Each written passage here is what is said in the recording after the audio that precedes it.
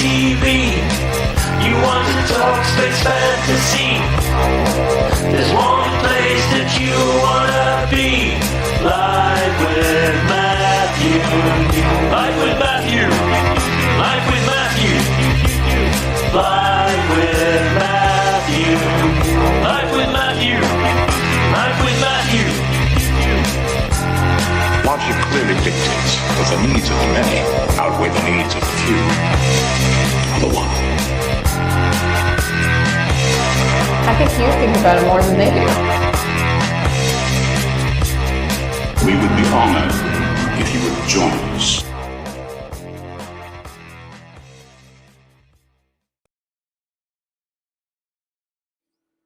All right, hello and welcome. How is everyone doing on a fantastic New Year's?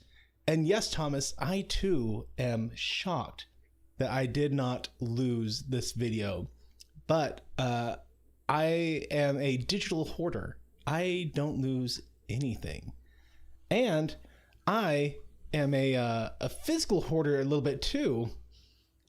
I don't lose things. It is sat on my desk mocking me for years now, Michael. Well, what about the rest of it? The rest of what?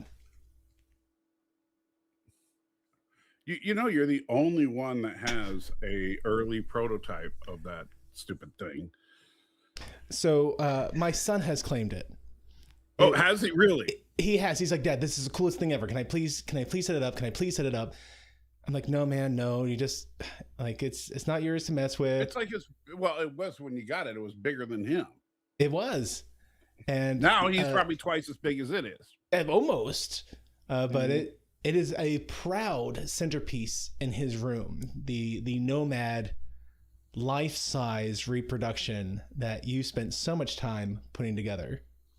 Yes, just waiting for you to help me put the finishing touches on, and you've now given to your son. Loaned.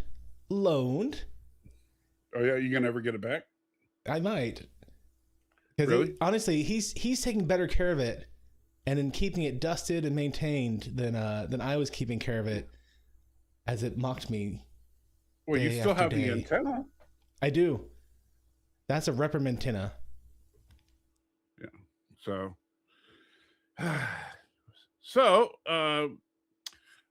we're actually live now.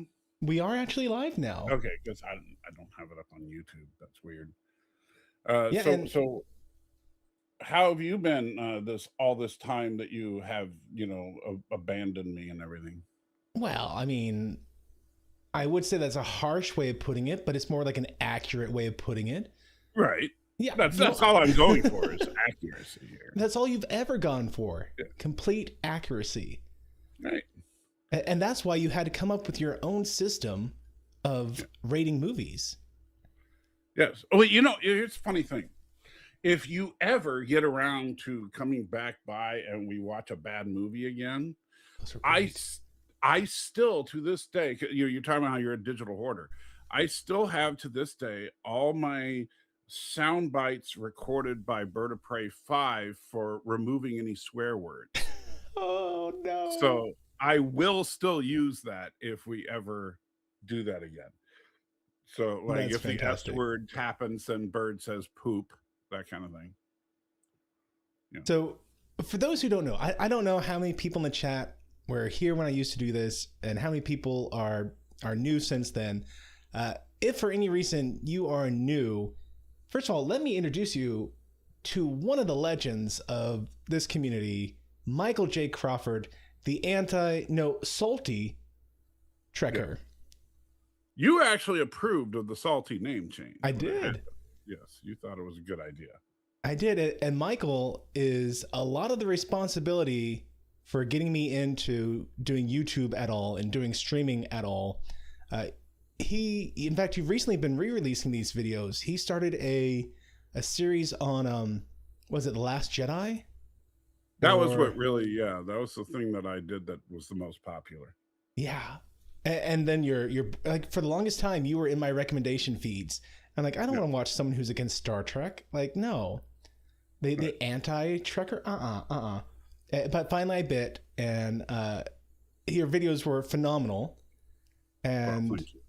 and that got me into doing this. And then COVID hit, and that's when the stream really took off. Michael and I, we decided we were gonna do a virtual pub, or he was gonna help me with it and be my co-host.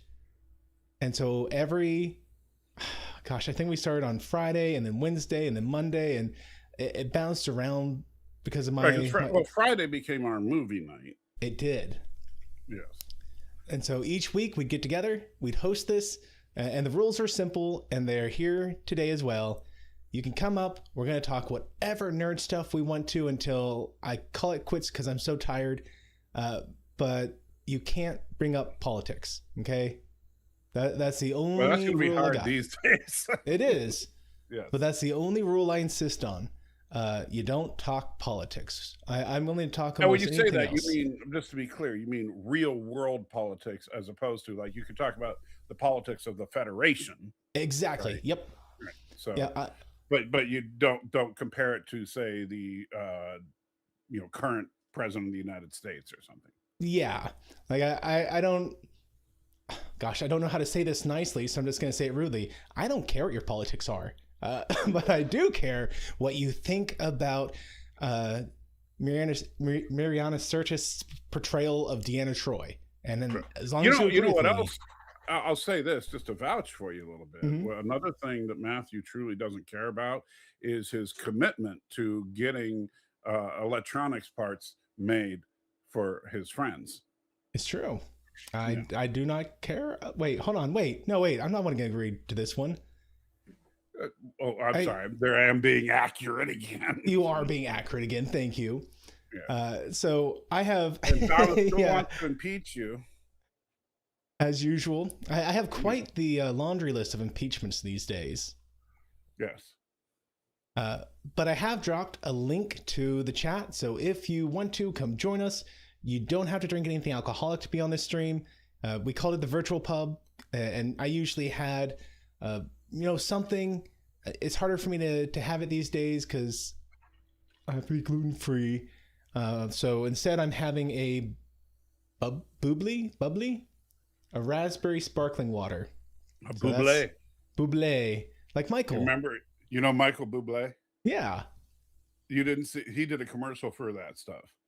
Where it was funny. He was going around in the grocery stores rewriting bubbly to Bublé on the box. But yeah. So there's 926 articles against you currently. Yeah, it really slowed down once I started doing the virtual pub and had less opportunity to shove my foot in my mouth. Yeah. Crazy how that works. But on the bright side of all this, remember, I documented this, that you inspired the first red shirt death in all of Star Trek. It's true. I Yes. remember you saying something about this. His name was Matthews. That's right, Officer Matthews. Was he a lieutenant or just an officer? I'm trying to remember now. I'd have to. Or go not back even and officer. watch. He might have been a crewman Matthews. Yeah, well, he was in the episode "What Are Little Girls Made Of?" Yep.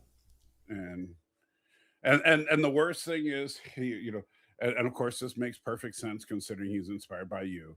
He didn't even have the dignity of being killed on screen. You just hear "Ah!" and he's gone. He was late for the shoot, I'm sure. Yeah. So well, let me go ahead and bring up some people, and we might start talking some stuff. We do. We got Darren Wagner. Hey, How Darren. you doing today, man? Hello, Matthew. It was so gracious of you to send me a tweet, whatever I guess whatever they're called now, tweets. Yeah. I think they're just called posts on X. Yeah. I'm gonna keep calling it a tweet.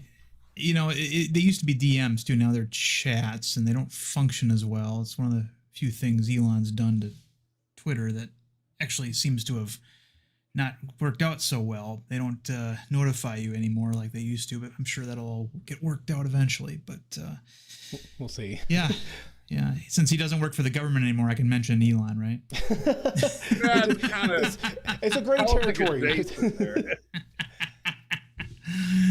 All All right, well, dangerously close. I will not mention the South African anymore on this stream. But There's no more talking about illegal immigrants coming here. But yeah, I sent out a couple tweet DMs to people that I knew used to be up here frequently, but probably unsubscribed to me or turned off notifications because like I never really do stuff anymore. Mm-hmm.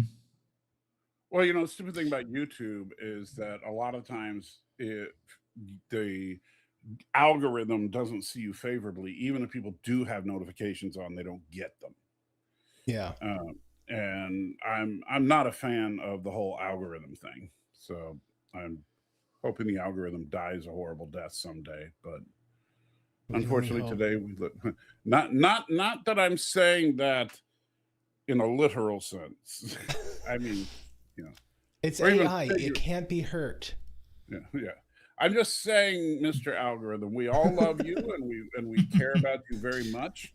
But you could be a little nicer to the little guys. That would be nice. Oh man, remember how we used to always like walk on eggshells about what we said when we were doing the stream? A lot of places still do.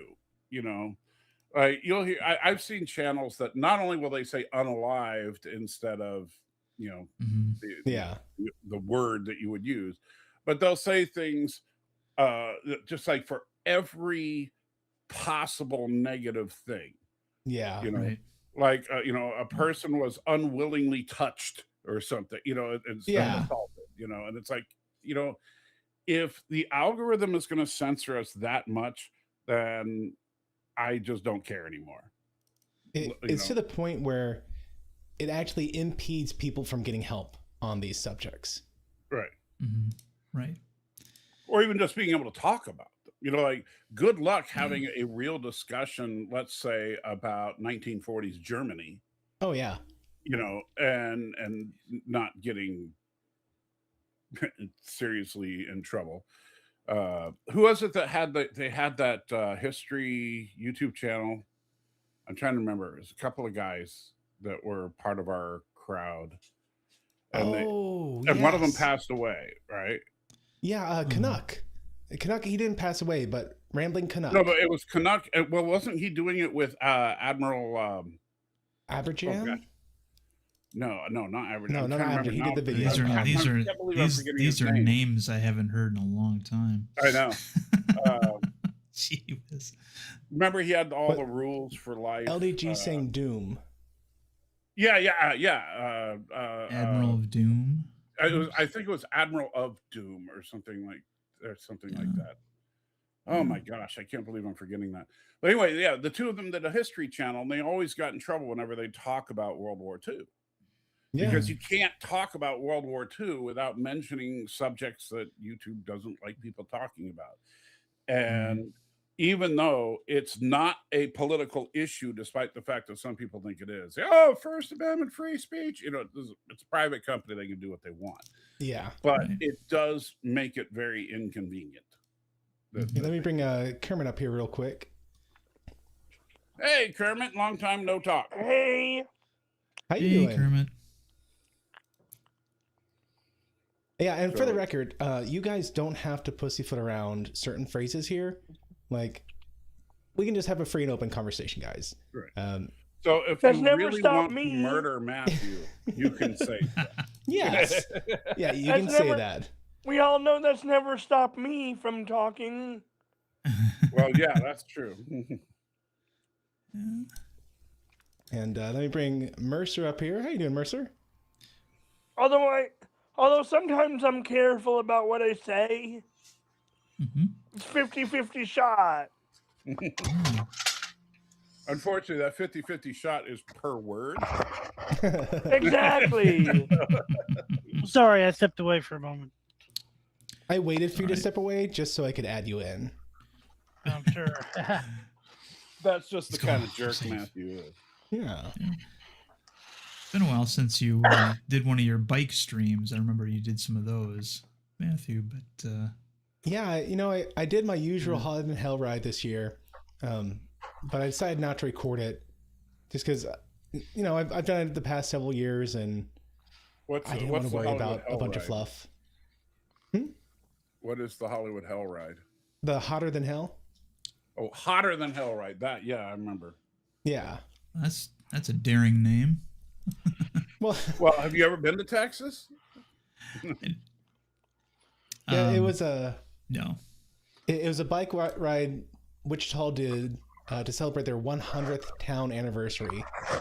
And they said, what's the craziest thing we can do? And they said, how about we do a bike ride that's 100 miles long? And they're like, you're an idiot. This is going to be in August. And they said, yeah, we'll call it the Hotter Than Hell. And it worked. And it's a fun ride. You know what? I think that somebody should, the next time they do it, somebody then needs to have another bike ride that's 100 miles long, going through Death Valley, saying, "Yeah, hold my cup." Yeah.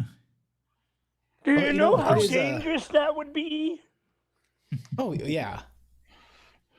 But it's still fun. I mean, as long as you have the proper, rest stations every once in a while, and you have the people who swing by and make sure you're not dying badly. Hey, how you doing, Salty? Dying well. Yeah, How's life, Salty? Been a long time. Salty, good to see you. Yeah, thank you. I like Thomas says he misses watching old people on bikes passing Matthew. oh man, You know what? it I was miss such a is blow to my watching Matthew ego run for that to down happen. old ladies. That was always fun. So much technology has improved. I need to figure out how to get those bike streams to work. 'Cause they're fun. They're a good motivation for me to get out there and ride. You should be able to do it with just a regular old cell phone nowadays. There's enough coverage. It's got to work. I mean, like, if you have a good 5G phone, you should be able to do it. Yeah. Yeah. That's what I thought you were using. Or were you using a GoPro instead? Yeah, I used a GoPro. Like, I tried to do a couple streams, and it turned out out in these remote places it wouldn't work. Yeah. So I just recorded it and then uploaded it later with some overlays. But here in the DFW area, it should work. Yeah. But you had a GoPro duct taped to a flip phone, and for some reason it didn't quite work. It With was a a little better 2400 than baud that. modem. Oh man, okay. So last week my van died. The transmission went out. Oh no. So I was out to do some car shopping yesterday. This poor little girl. I don't know if she was 21. I'd be You amazed. didn't run her over, did you? No, but she was the sales lady, and my phone goes off, and my phone is a dial-up modem, my ringtone. And she's like, "Are we being abducted by aliens right now?" I'm like, "No." You don't know what that sound is? They don't know the sound, yeah. They don't. I had to show a I'm young old. kid at my I had to I'm show a young old. kid at my I had to show a young kid at my church how to use a rotary dial phone about a month ago. They looked at it and they couldn't figure it out, and yeah. So The zinc plated, nickel plated culture we have here. yeah. I'm old enough to vaguely remember the dial tone. Your dial tone thing. Dial tone on a landline phone, yeah. Hey, there was I actually mean, not the a G.I. dial Joe- tone. What you said? The modem sound, yeah. Yeah, the There's actually- modem. There's actually a G.I. Joe character named Dial Tone. Of course remember- there is. Back in the day, dial tone was badass. Now, Yeah. nobody knows what it is. You know what made me feel old, and not necessarily in a bad way, but just really, really old, is a few days ago, my wife and I celebrated our 32nd wedding anniversary. Yeah, congratulations. Congrats. And I realized that we've been married longer than most people I know have been alive. And, Oh, wow. Yeah. You know how old I Well, feel. and in fact, like the funny thing, and I do this on purpose because one of the things I believe in is the biblical principle of loving your wife, the wife of your youth, right? So this is my wife in 1987 when we first met, Wow. and so that's my background on my phone, right? Dang. Now, if I go to the lock screen, that's my Mhm. wife today. Huh. So you got both there. I don't think I've ever seen your wife. Oh yeah, I'll tell you, I win. Okay, so, I'm 32 years and she's still putting up with me. So that's amazing. someone's doing something right or wrong. I think I've just she's got too much invested in it to quit now. But That's what they all say. The funny thing before is, they get divorced. True story. When we got married, our marriage was technically illegal in 3 states. So weird. Yeah. What technicality? I mean, the technicality was that interracial marriages were on the books illegal in Alabama, Mississippi, and North Carolina in 1993. I think it was North Carolina. I could be wrong about the 3rd state. But the last state to actually remove it from the books was Alabama in the year 2000. Did they really enforce that stuff, or was it one of those things that was on the books? There was a Supreme Court ruling back a ways back, the Loving case, where an interracial couple with the last name Loving, obviously, and they got married in a different state because the state they lived in didn't recognize interracial marriage, and then they ended up getting arrested for violating sodomy laws or something, and so they ended up going all the way to the Supreme Court over it, and the Supreme Court ruled, and back then, in similar ways they did with gay marriage recently, they ruled that basically you cannot have a ban against interracial marriage, and so or you can't enforce it, right? Huh? They can't enforce it. Right. I mean, so it wasn't enforced in '93 '93. in a lot of states. They just couldn't be enforced. Yeah.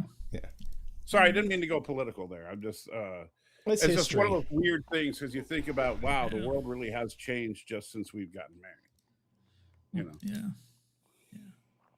And thank you for the donation, by the way. Anonymous tipped asking, which Academy character are you most looking forward to seeing? For me, it's all of them, they said.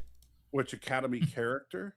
Yeah, Star Trek Academy. I thought you were going to talk about the Academy Police Academy. Well, if it's Police Academy, then if it's Police Academy, then Sweet Chuck all the way. I mean, that's it's got to be Wilford Brimley, not Wilford Brimley. Michael Winslow. Michael Winslow. Did you guys see that they're bringing back Scrubs? I didn't. No. I think. What is Scrubs? The way I've read only it, seen a couple of episodes of Scrubs. It's a comedy about surgeons in a hospital. Okay. The way I understand it is, I think they're, and I'm not 100% sure on this, I think they're bringing back all the surviving cast, or most of them. Well, Scrubs wasn't that long ago, so I wouldn't imagine that much of the cast has passed away. At least one of them has. I mean, like if you said that they were bringing back the Andy Griffith Show or something, I'd be that would be lifting an eyebrow. Yeah. It's CGI all the way. Yeah. Well, Ron Howard could still be in it. Yeah, Ron Howard could still be in it. Yeah. It'll be everybody's son, so it'll be Opie, you'll be the sheriff, and find somebody that looks like Don Knotts to be Barney Fife's son or grandson. Still only carries one bullet. It's the only bullet he may bury. I was looking over old TV show contests. By the way, something interesting happened today. Something interesting happened today. A number of characters became public domain, at least the original versions of them. Nancy Drew was one of them. So was Nancy the Drew Shadow. had a show. Yeah, the Shadow, the original character of the Shadow. Who knows what evil lurks in the hearts of men? That movie was awesome. That movie with Alec Baldwin was awesome. I don't know why I'm so excited today. Sorry, everybody. I don't know. The Alec Baldwin movie was okay, but the classic radio dramas were off the hook. Yeah, they were off the chain. And so and a couple other things too. I think the Little Engine That Could, and and a superhero character called the Golden Bat, which most people have not heard of. Okay. Here's what we do. All we need to do is get Netflix to give us about $20 million, which shouldn't be that hard given Netflix.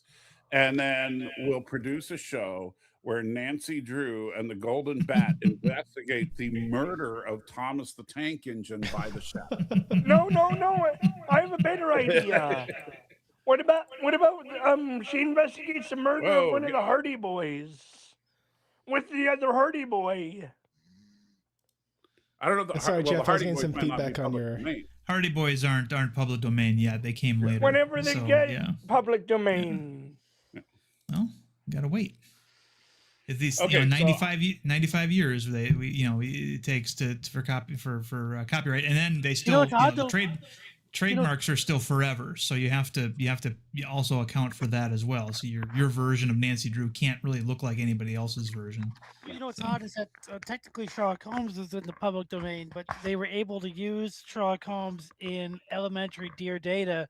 But then there was something, I don't know what it was, that there was some kind of claim, or I don't know if it was a claim against the estate, from the estate, and they couldn't bring back Sherlock Holmes, at least not fully, into Star Trek. They could maybe make a reference to him. But let me finish what I'm saying. They couldn't really bring him back until for about 4 years, which is why they waited 4 years to bring back Moriarty for Ship and O'Connell. But even though he's supposedly in the public domain, there are still some issues that the Conan Doyle estate had with what they were doing, and they got it resolved for season 6. By the way, I just watched both of those episodes yesterday, and they're quite good.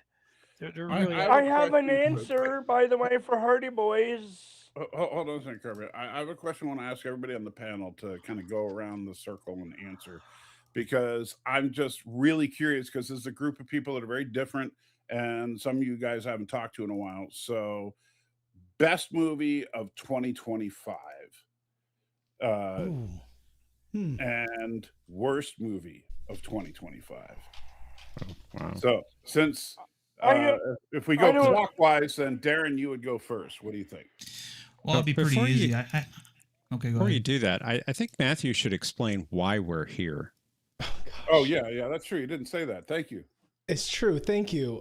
So the reason why we are all here tonight is because I lost a bet to Thomas.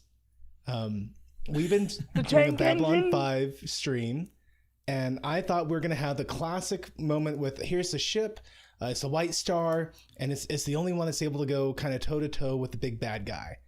And, a common trope in such situations is that they're doing fine, they're winning, and then something happens, and the enemy upgrades their ships just enough where your ship or Gundam or whatever is just almost destroyed.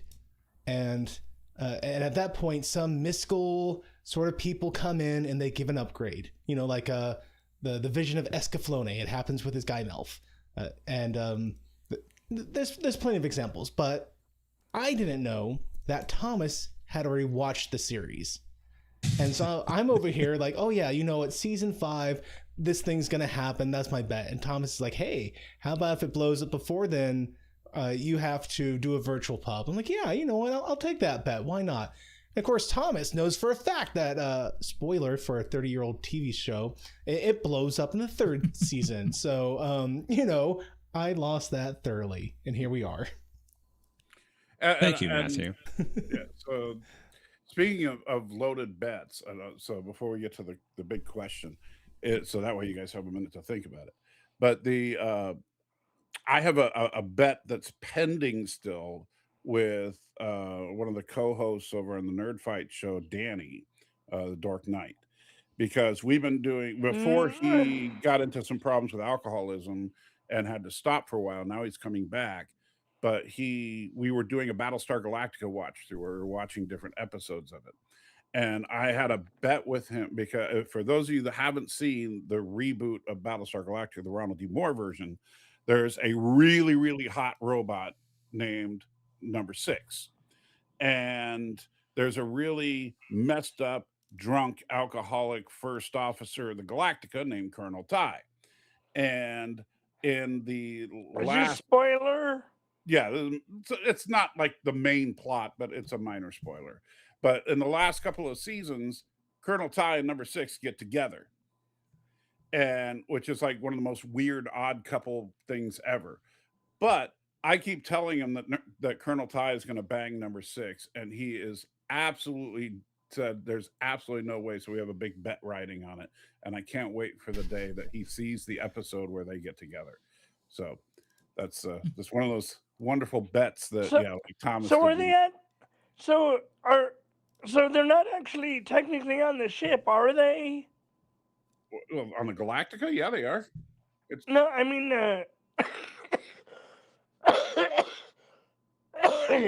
never mind. All right, Darren. Best and worst movie of 2025.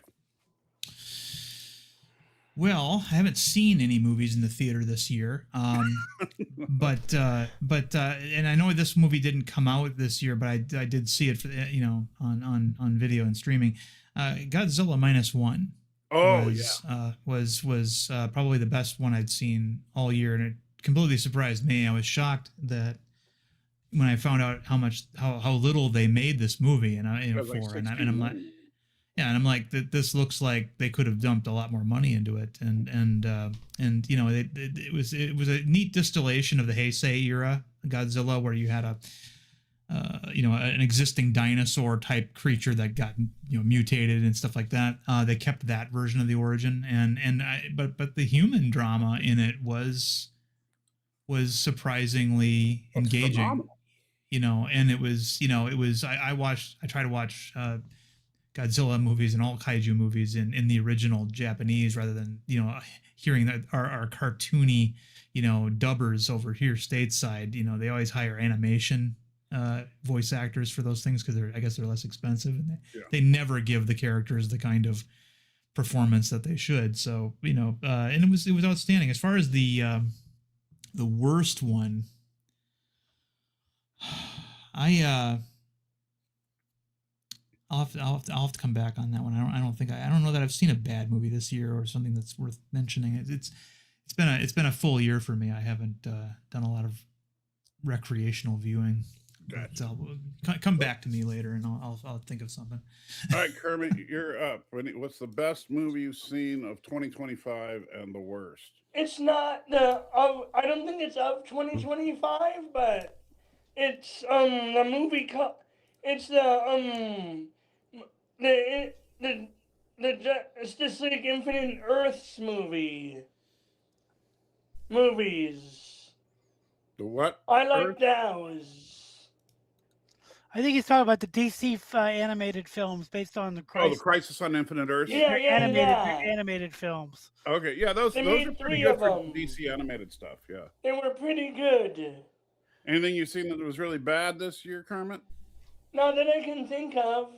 Wow, you guys are batting 1,000 here. All right, Mercer. I don't know sorry about that. That's all right. I didn't see a lot of movies in the theater. For the best, a lot of people, this is not my favorite movie of the year, but I thought about it for a minute. I really liked Tron Ares when nobody else did, just because it was just the music that Nine Inch Nails did mixed with those visuals that I dreamed about since I was a kid. I'm not saying it's a great movie, but I also like the fact that it was very simple. And a lot of times movies get convoluted, and they think that convoluted is the same as complex. And this movie, the bad guy, their goal, the bad guy's goal at the end of the movie was the same as it was at the beginning of the movie. And I like that, but that's not my choice. My choice is actually Wallace and Gromit and the Vengeance Most Foul. The first animated film where the penguin comes back. And the penguin is a villain that is incredible because he doesn't talk. He just blinks. He's got this blank stare, and he just looks at the screen, and he's the best villain since Darth Vader. He's fantastic, and he has to get vengeance on Wallace and Gromit with a new invention that they create, which is a robotic gardening gnome. It's a brilliant animated film that I watched with some kids, and they loved it too. And I know you're not a big fan of the franchise, but it's only an hour and 15 minutes. It's probably the best film that they've done, and it's really a lot of fun. And in terms of the worst film, I haven't been big on the regular fare. I haven't seen Avatar yet. I wasn't a big fan of the comic book films this year, but the worst film. How could you say anything except for War of the Worlds, which I can appreciate what they were trying to do, but the War of the Worlds was really just an Amazon advertisement War of disguised the as a Zoom movie. call. Yeah, so that's the worst. I mean, it was. I was at first. I'm like, why are people hating this movie? It was actually something a little different. And for like 20 minutes, I was like, that's pretty good. And then 30 minutes, I'm like, this is really bad. And then 40 minutes, I'm like, we still got like half the movie left to go. So it was a tough watch. And I was home sick, not sick, but I was on disability all summer. And that was just kind of a weird thing to watch. But so that's my pick for the worst. Again, it's a neck and neck tie for Tron Ares, just because there was something sublime about seeing light cycles and recognizers in the real world set to 9 Inch Nails. And I thought Tron Ares did not deserve all the hate that it got. Yeah, I thought it was a good movie. I'm not saying it was the greatest film ever. No, it's not my favorite movie of the year, but it was a good movie. See, the thing with Tron for me is that it's never been an S tier franchise. But I've always liked it because it's weird, because it's out there. I've always liked. I like 80s video games, and I like that aesthetic of what the symbology in those films looks like. So I liked Tron Ares quite a bit, but still I have to go with Vengeance Most Foul. We're talking an hour and 15 minutes of some painstaking claymation work with a villain that is just he was great. You have to watch a short film called The Wrong Trousers first if you really want to get the most out of it, and then he comes back, and it's watch it with a kid. It's really great fun, even if you don't think you'd like it. It's a really great movie. And the guy that they got to voice Wallace, the original voice actor, passed away. He was a British guy named Peter Sallis. The guy that got replacing him is perfect. You wouldn't even know that the guy who died. He sounds just like him. And of course, Gromit doesn't talk. Gromit is completely silent, and he's the best actor in all the movies that they've done. So thank you. The guy who's so brainy, he's got the title of professor and on his specs. So, I haven't talked to you in a long time. How you doing? And what's Hello, the Salty. best and worst of the year? Well, Doing pretty well. Before he says, thank you, Thomas, for the super chat. It says, speaking of dub, watch the scene in Where Silence Has Lease in German. When Worf says, one Riker, one bridge, you can hear it on Paramount Plus, which I'll have to look it up. I'm not sure what he's referring to. I remember the scene because Worf is freaking out because there's like a duplicate. Like they go through the door of the bridge, and there's another bridge. I just watched it yesterday. And Riker is on both sides of the door, and he screams, "No, there's one Riker, one bridge." I watched that episode yesterday. Just when I'm bored, I always watch that episode. I have no idea I like what that it sounds episode. like in German. Oh, But I love it. imagine. I love it. I love the slow moving, and I love how dangerous space feels in that episode. If you know what I mean, just what they don't know, and it's a slow paced, deliberate episode. I like it. You didn't get much of that in the first couple seasons. The space being dangerous.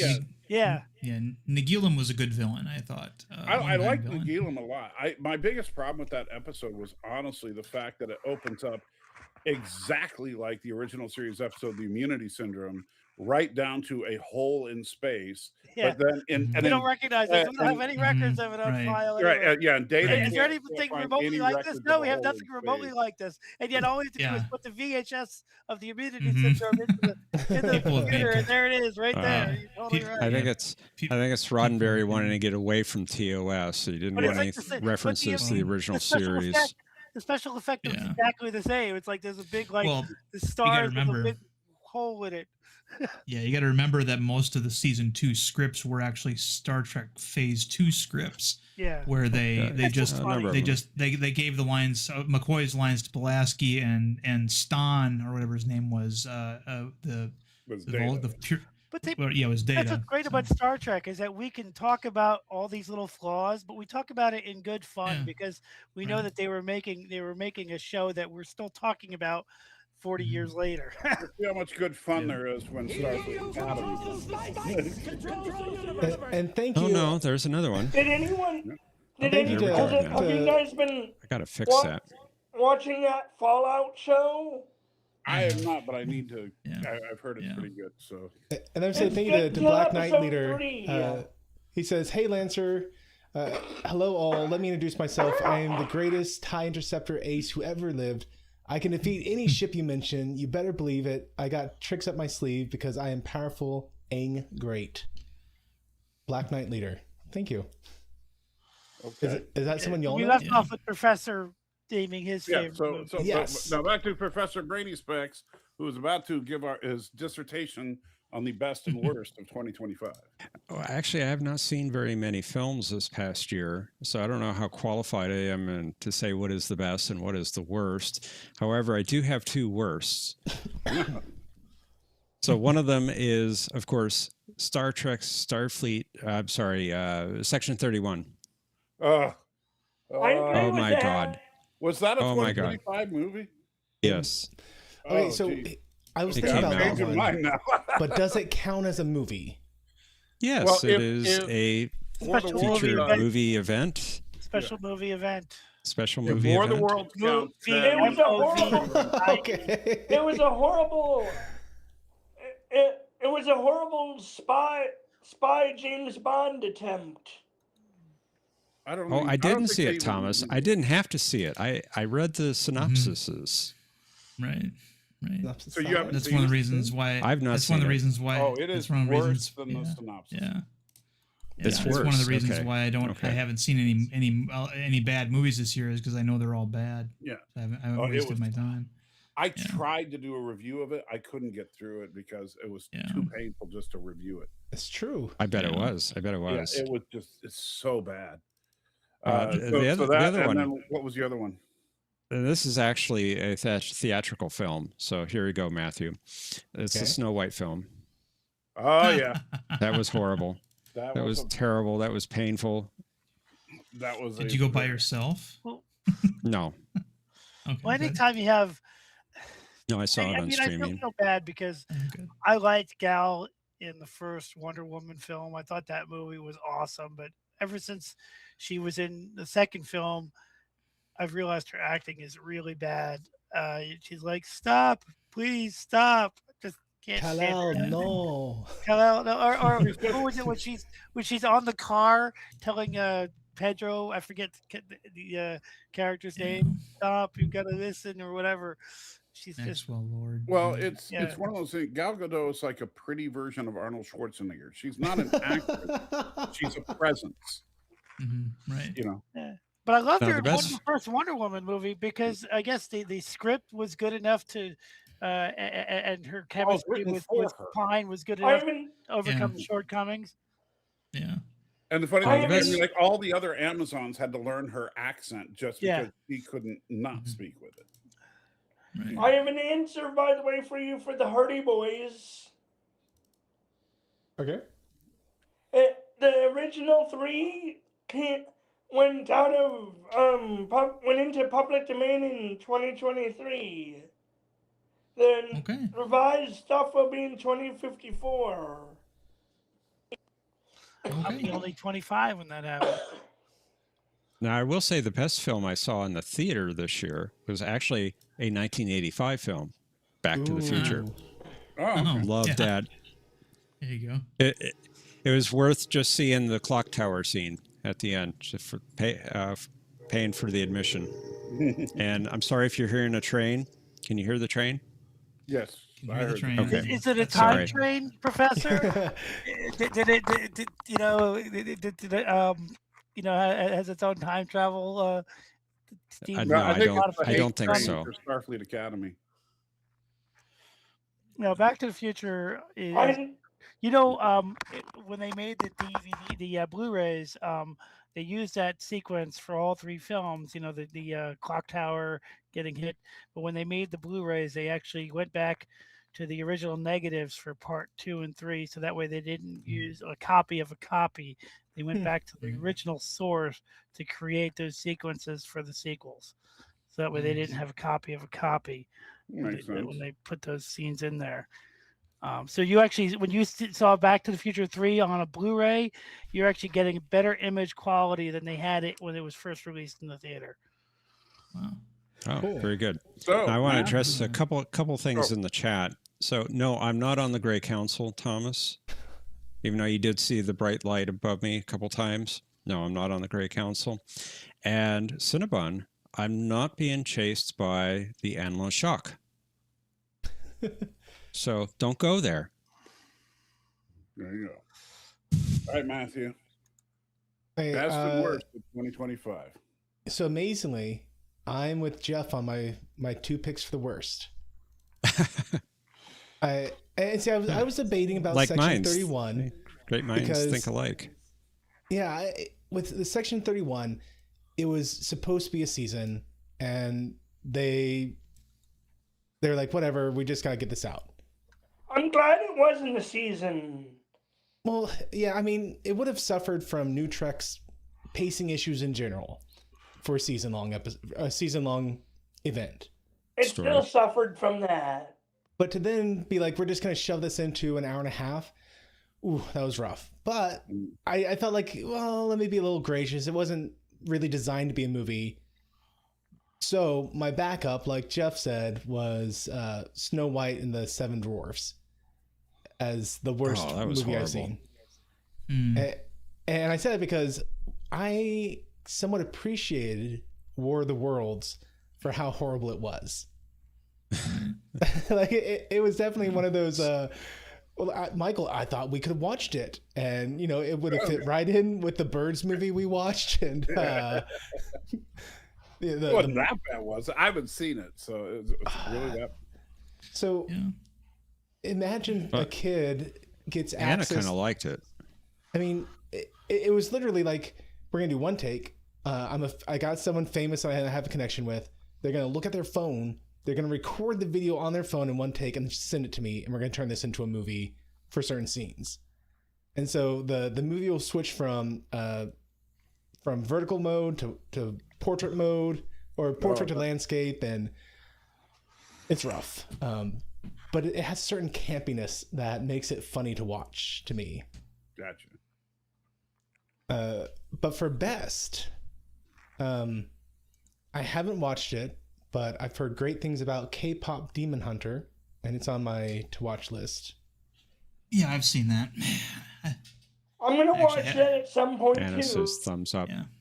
Yeah, it's K-pop Demon Hunter. It surprised me with, because I don't like demon stuff, and I don't like I don't like K-pop, but somehow they captivated, kept me interested for the for the whole film, and the use of chibi in the animation. So when a character has like an immature thought in their head, they momentarily turn into like a child, or they'll have like a extremely comic strip looking face for an emotion. They do that in that, and it's in 3D animation. So I was very much impressed with the artistic choices in K-pop Demon Hunter. I hate chibi. Yeah. Yeah. The passion. But Yeah. so you don't own any Funko Pops then, I imagine. No. I actually do. Yeah. It's funny. I have one set of Funko Pops. But it's a custom made one of me and my wife. Oh, okay. So, Well, yeah, but that's the exception. only Funko Pop I have. But actually, technically, my wife owns it because I gave it to her as a gift.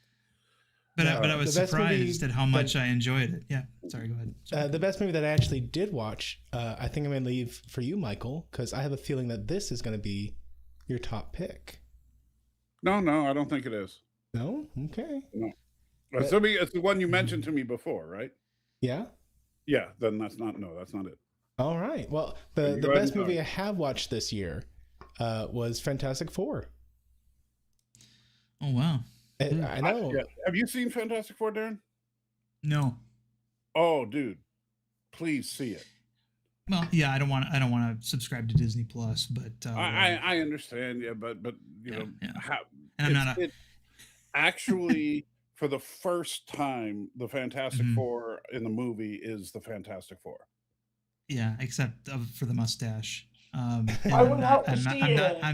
I'm not a sorry, fan that's kind of a trivial thing to get hung up on. I do not want to. I don't want to see anything with Pedro Pascal in it. No. So I'm sorry. That's like saying Iron Man sucks because he has a goatee instead of just a mustache. Yeah. I will say, look, I'm sorry, but I just see Pedro Pascal. I don't see Reed Richards there. So you know what? That's what I thought in the trailers, but then I saw the movie. And we lost Matthew. He abandoned us. If you subscribe to Disney Plus, you can watch Andor season 2. At this point, don't even get me started on Andor. This is not. At this point, we need a new Hulk actor too, as far as I'm concerned. But wow. Anyway. No, you know what, Darren, I understand what you're like. Pedro Pascal. Oh, there we go. There's Nomad. Oh. What is that? Why is there a sheet of paper on him? Oh, you can't hear us. Yeah, so that's the Nomad that I 3D printed. My son dropped this off at my door just now with a sign that says "Finish me." That's how many years has it been? Salty. You should yes. Why did you not like? What's wrong with Andor? It was all right for Star Wars. No. We're not getting into that conversation. Trust me, you don't want to get into that. I do.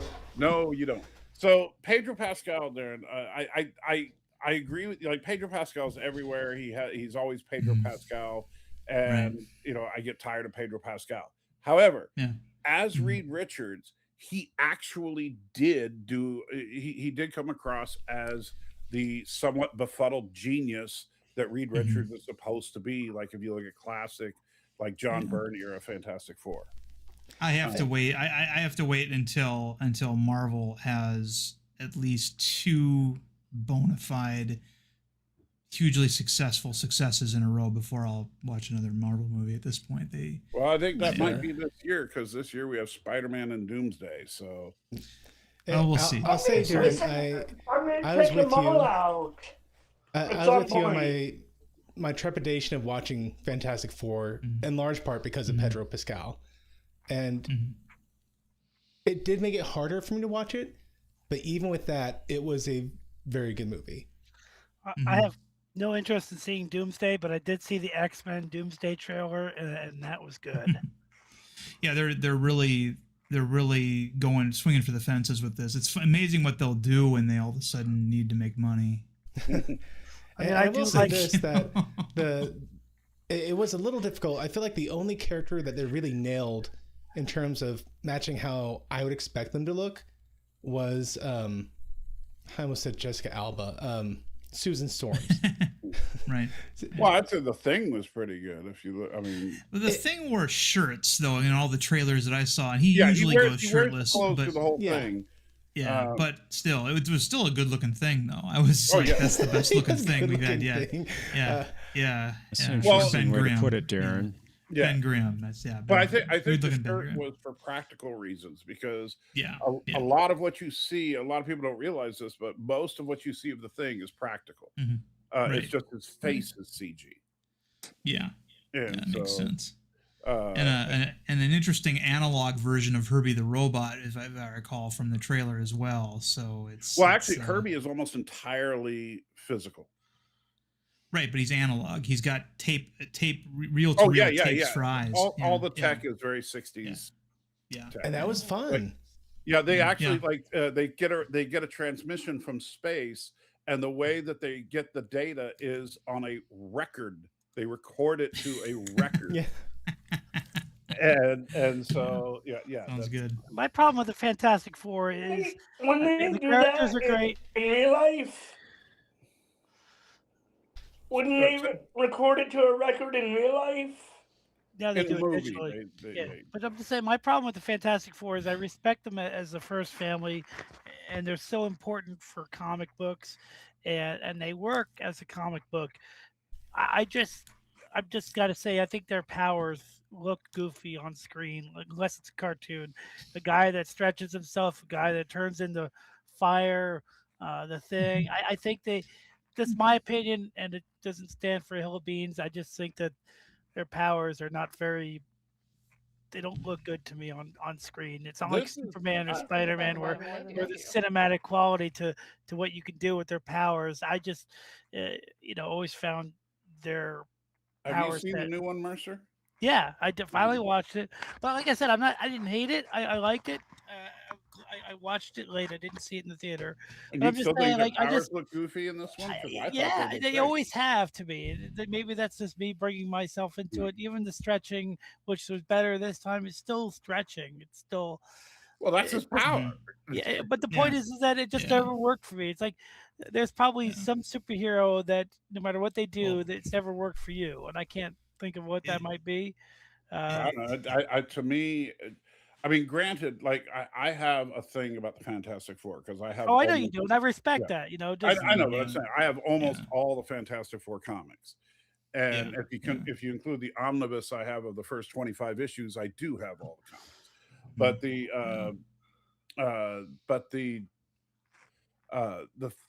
the thing I love about this movie is that it felt like this could have been a John Byrne era, actually more like honestly an early gosh. what wasn't your Help me, favorite Darren, movie? I'm having a brain cramp. Jack, Stan Lee wasn't your and favorite. Jack Kirby. Jack. Yeah, Yeah. and in But it fact, wasn't your favorite. you'll appreciate this, Darren. This whole movie takes place in universe 828, and at the end of the movie, they revealed that it's called 828 because 828 is Jack's birthday. Oh, yeah. Yeah, Yeah, they do a lot of and in jokes like that. Yeah. yeah, but they I don't- actually show a picture of Jack at the end and say and show you straight up that's why it's 828. Gotcha. They don't. Gotcha. Yeah, it's not a Yeah, hidden thing. I didn't like when Marvel started like having Earth number designations like DC, because that's DC's thing. They have Earth Well, 1, DC 2, goes with Earth, Earth 1, Earth 2, Earth 3. Yeah. and then Earth Shazam, and these other things. It was, but And let me jump in yeah, real quick and it's, say, thanks to Black Knight Leader, he says, as someone who hates the Fantastic Four, what would any of you say to get me to see it? I hate every version of them. I think Reed should just be a villain. What he does to the West Coast Avengers in the comics, I only liked the Venture Brothers version. I don't know, but Well, somebody, if you just hate them, then don't see it. Yeah. I mean, it's an acquired taste. Watch The Incredibles then. I mean, which is one of the That's best. just a Fantastic Four with a different family. Exactly. And they It's even had the it's the same Underminer. feel. Right, the Underminer instead of Mole Man and a few others.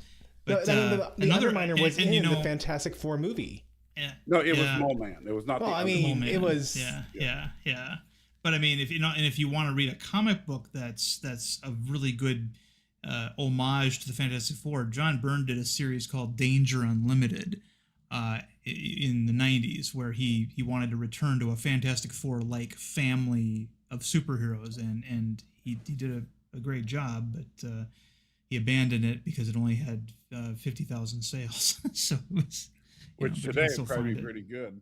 Which today would be very good, but yeah, in the 90s when everybody was making millions of dollars, it was So to answer your question, Lancer, in general, this specific Fantastic Four movie, people responded in a way that made sense throughout the whole movie. Like the central issue, and this isn't a big spoiler, like they announced this in the previews. The central issue is that the baby of Richard and Sue can save the world if they give it up. So it's your classic trailer dilemma. One person dies to save everyone, or everyone dies to save one. And people actually respond to this knowledge in a way you would expect them to respond. Right.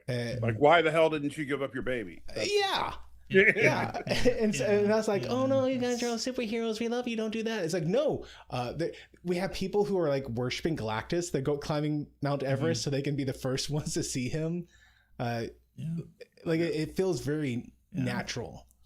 There was a and I do Mobius. like that Yeah. Galactus was not a nebulous cloud, or he was Galactus. So, Well, they got Salty, they why got was that they- idea. Sorry, go ahead. No, no, you're good. You got. They got that idea from a Mobius story from the late '80s, where it was actually a Silver Surfer story by an artist, a French artist that called herself Mobius, where Galactus lands on Earth. You know, and she drew the old style Galactus that had a great big G on his belt buckle. Right. He declares that he's God and there's no more sin, and so everybody becomes debaucherous. The whole word that's his way of getting revenge on the Earth, and it was so that story I think was probably where they were kind of heading with what you're saying about people going to the mountains to see Galactus, land and all that. The sky bites must flow. And thank you, Dolores. It says, I am very troubled by the news that you will be postponing Babylon 5 in the next few weeks. In Valen's name, why are you doing this to me? Sorry, Dolores. It's scheduling stuff with work and life, and it's got to make a little change here. But and then also, in the Fantastic Four movie, it is not your typical, like every Marvel movie that's been out recently has been girl boss, girl boss, girl boss. Right. And this is not a girl boss movie. Like Sue definitely has her moment in it, but as she should. As she should. Like if you see Well, it, she is the you're like, most yes, this powerful is the member of moment the for her to team. stand She's up. always- Yeah.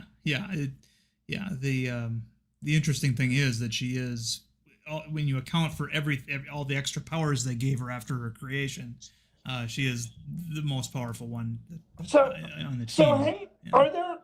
are there other heroes besides the Fantastic Four You mean in the when they're movie? around? No, Well, yeah, okay. not in Universe 828. The Fantastic Four are the only heroes. At least that we've seen so far. But I mean, with Marvel, they've fallen so far from the tree. I mean, I saw a couple of trailers for Originally, were they the only? this show. Go ahead. I was going to say the Fantastic Four are going to interact with everybody else in Doomsday, but Oh, I know that. I was wondering, originally when they were introduced, were they the only? Yeah, they were the first superheroes in the Marvel universe in the comics. They were the first. Yeah, so they were and, alone for a brief time. Right, very brief. Yeah. But no, I saw a couple trailers for this show. Apparently, they're doing called Wonder Man, which bears absolutely no resemblance to the character that I like, from the comics. So I mean, I won't be checking that out either. But no, I'm actually curious about Wonder Man, but I think partially because I have no if Fantastic Four were as far off as Wonder Man is, I would be mad. But since I don't, dang. No, darling, no. Thank you, Black Knight Leader. Considering I know what happens in Marvel Earth X, it's a good series, by the way. I don't know, give up the baby. Franklin Richards, yep, he's going bye-bye. Or yeah, Franklin Richards going bye-bye. Like the baby at the beginning of Kung Pao, another great movie, by the way. Wow. And Michael, you didn't get to say what your favorite and least favorite movies of the year were.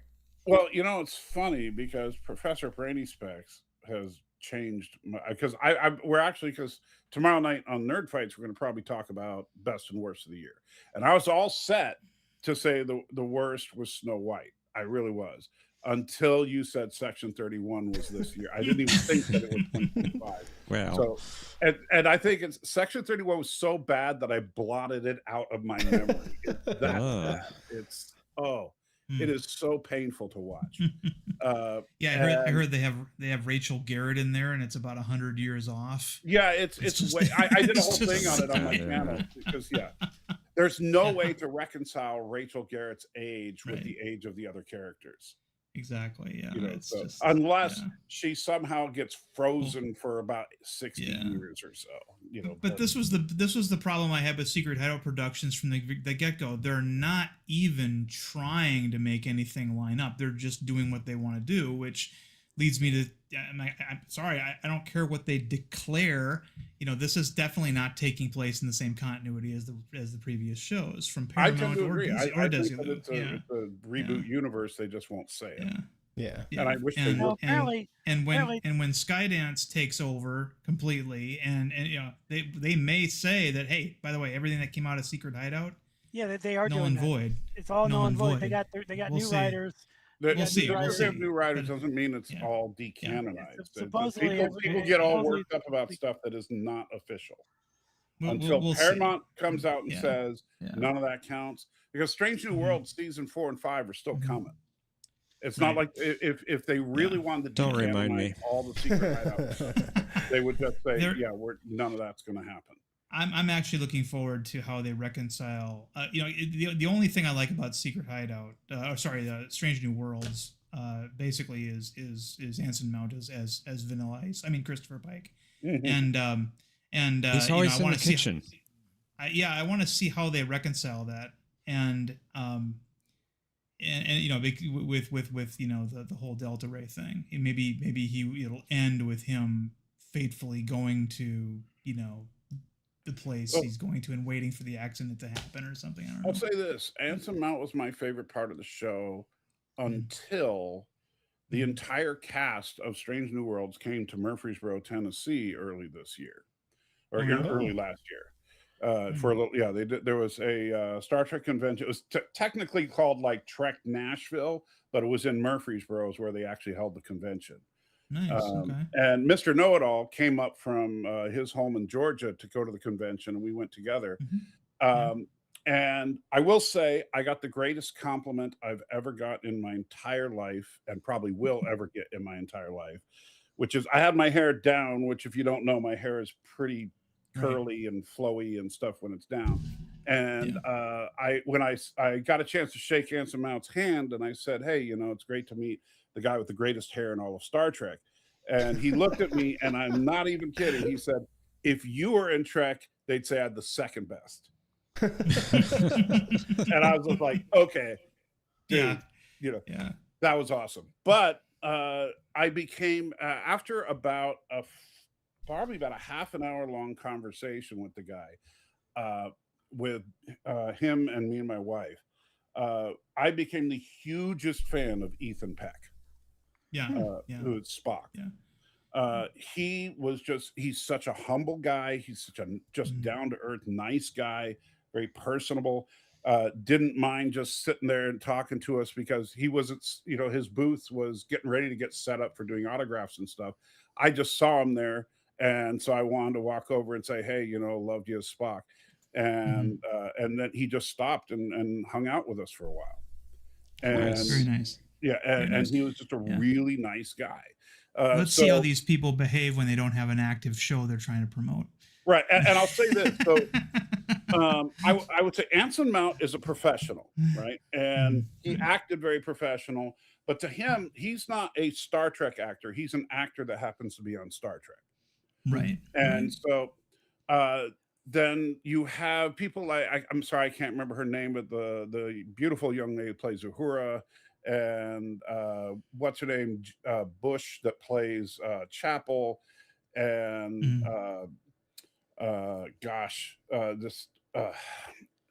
pretty much everybody except for the guy that played M'Benga was there, and they were all like, they acted like we are gods and we deserve to be here, and to me, they acted like you expect actors to be. And so I did not appreciate any of them. But Ethan Peck, man, I'm a huge fan of his now. On another stream I was participating in, is after the Superman movie came out this year, and they asked me, well, who do you think should play Batman in this new universe? And I said Ethan Peck. Actually, that's not a bad choice. He's got a great voice. He's got a great deep voice, and then he looks good. I always said that Mark Jackson should play from the Orville should play James Bond. That's my choice for James Bond, Mark Jackson. So that's a long-winded way of saying Section 31 was really, really bad. All right, so now for the one that's going to surprise probably everybody on this panel. but the best movie of 2025, and it was not even close. And it was not Fantastic Four. It was not Superman. It certainly wasn't Thunderbolts or Captain America. It was Song Sung Blue. I've heard of it. It stars Hugh Jackman as a Neil Diamond impersonator. And a real guy, his name was Mike. He was very popular in Chicago in the late 80s, early 90s. And he went by the stage name of Lightning. He fell in love with a woman. She became his partner on stage, and she went by the name of Thunder. So they were Lightning and Thunder on stage. And That's cute. Yeah, and here's the thing: they finally, minor spoilers here because it's in the trailers, honestly, but they finally make it like to where they're like right about to get a record contract of their own. They literally open for Pearl Jam. And the funny thing is, like, there's this great scene. Hugh Jackman's on the phone talking to the guy. Yeah, you want us to open that big of an? Yeah, that'd be great. Hey, hold on a second. He goes to his daughter. Hey, what's a Pearl Jam? It's but which apparently is actually kind of how it went down. But and he actually got Eddie Vedder he admired Eddie Vedder's guitars, about how, oh man, I would love to have something like that, but can't afford it. And then then Eddie Vedder came out and did a song with them. And there's a documentary on Netflix also called Song Sung Blue about the actual guy, Mike. And there's footage of Eddie Vedder on stage playing with him. What happened to them? Yeah, that movie's big news in Wisconsin because most of it takes place in Milwaukee. Yeah. What happened? Yeah. What happens to them? Well, okay, so right after they do this big thing opening for Pearl Jam, the wife is gardening in front of the house, and a freak accident, a car jumps a curb, hits her, and severs her leg. And again, this actually happened. And the recovery was really difficult. She got hooked on drugs and all that, the painkillers, and it just kind of ruined. And the thing is, Mike loved his wife so much that even though people were begging him to come on stage, he wouldn't do it without her. Oh. And Did they eventually? Yeah, eventually she got a prosthetic leg, and they started to get back into it. But I'm not going to tell you how it ends. But it's a gut punch ending. I can't even say it. It's just such a tragic yet beautiful ending. And Hugh Jackman. What is it called? It's called Song Sung Blue. Which is the name of one of Neil Diamond's biggest hits. And it's also Hugh Jackman sings about 6 or 7 Neil Diamond tracks throughout the movie. And that must have been expensive. And right now you go to YouTube Music or Spotify, look up the Hugh Jackman version of these Neil Diamond songs. You will be amazed. He has a great voice. Well, he's always had, like, I know he could sing, but he's always done like show tunes, and I'm not a big fan of show tunes, even though I used to do musical theater. It's not my style to listen to. But here he is singing, 70s pop, and just nailing it, like so good that in some cases you can't tell it's not Neil Diamond. And and the funny thing is, he actually performs better than the guy he's playing, Mike, the guy from the 80s. He performs better than Mike did. That's funny. But Hugh Jackman absolutely brings his A game, not just with the singing, but his acting is so good. I hate saying this because I know it's an overused cliche, but I laughed and I cried and I just absolutely, the ending of that movie, I was just crying like a baby, and I don't generally do that. Salty. Yes. There appears to be another one from 2008. Yeah, that's the documentary about the actual guy. So the 2008 Song Sung Blue, which is on Netflix, is a documentary about Mike and his wife and what they went through. And this movie, and you'll actually see at the end of this movie in the credits, it'll say based on the documentary Song Sung Blue. So this movie's screenplay was actually based on that documentary, which is actually, I can't believe they didn't include it in the movie. But in the documentary, there's a scene where they get a mysterious package in the mail, and when they open it up, it's the guitar from Eddie Vedder that he was admiring. And so it's just it's a moment that if you watch the documentary, especially after you've seen the one in theaters, seeing when they opened up the box with the guitar, it'll make you cry. And there's also a wonderful thing that they didn't do in the movie where the wife meets Neil Diamond. And there's a great picture of her and Neil Diamond hugging, but that didn't happen in the movie either. But which maybe because they couldn't get Neil Diamond, I don't know. That's I assume Neil Diamond's still around. Anyway, Song Sung Blue is one of those movies that I never would have gone to see it because, I mean, come on, if they're going to do a Neil Diamond biopic, maybe, but a biopic about a guy that pretended to be Neil Diamond. However, he's still alive, I think. Yeah, I think he is. I haven't heard about him dying, but anyway. But the funny thing about it is that we see most movies because my wife and I have that, the like where you subscribe to see the movie. So instead of paying every time you go to see the movie, we pay like $20 a month and we get to see all the movies. Oh. And so we go without fail. We see a movie every Friday together as kind of a date night kind of thing. And then on Monday, most weeks, AMC Theaters has something called Screen Unseen, where they will tell you the rating of the movie, so PG, R, whatever, and they'll tell you the length of the movie, but that's all they tell you. And so until like on Monday, we're going to see an R-rated movie that's an hour and 26 minutes. We don't know anything other than that. So and Song Sung Blue was one of those. We were sitting there. It was all we knew is that it was like a PG-13 movie and the length of time, and then we had no idea what it was. And then opens up with Hugh Jackman singing a song. And at first, when he starts to sing, I'm like, oh no. And then I listen to it when he actually gets into the song, because he starts out with one of those like, celebrities will be like, this is a song. Ring. It's a little song that's, well, it's not a sad song. Ring, and it's like, so he's not really singing the song. He's just starting to get into it. But the song is Song Sung Blue. And when he starts actually singing it, I'm like, holy crap. This guy, he's good. Because my parents had the Neil Diamond stuff when I was a kid. And yeah, it was right up. It was really, really good. Sorry, I know, long-winded thing, but no, go see fine. Song Sung Blue. You will thank me.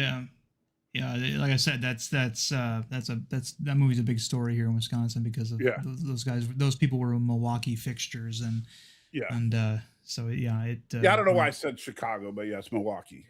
That they were a bit. But, it's okay. You should see it, especially then, Darren. Yeah, I should. I absolutely should. But I've been busy doing my own creating, so it's been that kind of year. How is your Captain Steel and your comic stuff going? Well, let me just go ahead and share that here. While you're doing that, I need to go. I want to thank Matthew for having me on the show today, and it's good to see all of you. Good to see you, Professor. Happy New Year. See ya. And Happy New Year, Professor. Thank you, and we'll see you next time on the next. So next New Year's. Next New Year. See you next year. Yeah. All right. Have a good night, all. Oh, one quick, and before you go, Professor, you may appreciate this if you're still there. Yeah, I'm still here. Yeah, your stars are moving, so you're still there. So the best movie of 2027, I'm going to call it right now. is they are re-releasing the original Star Wars. Star Wars. It will be yes. called Star Wars, and Disney is restoring everything about the original Star Wars. No special edition crap. Han shoots first. Not even Han shoots first, and not even He's the only one to it's shoot. not gonna even say yes, episode that's 4. right.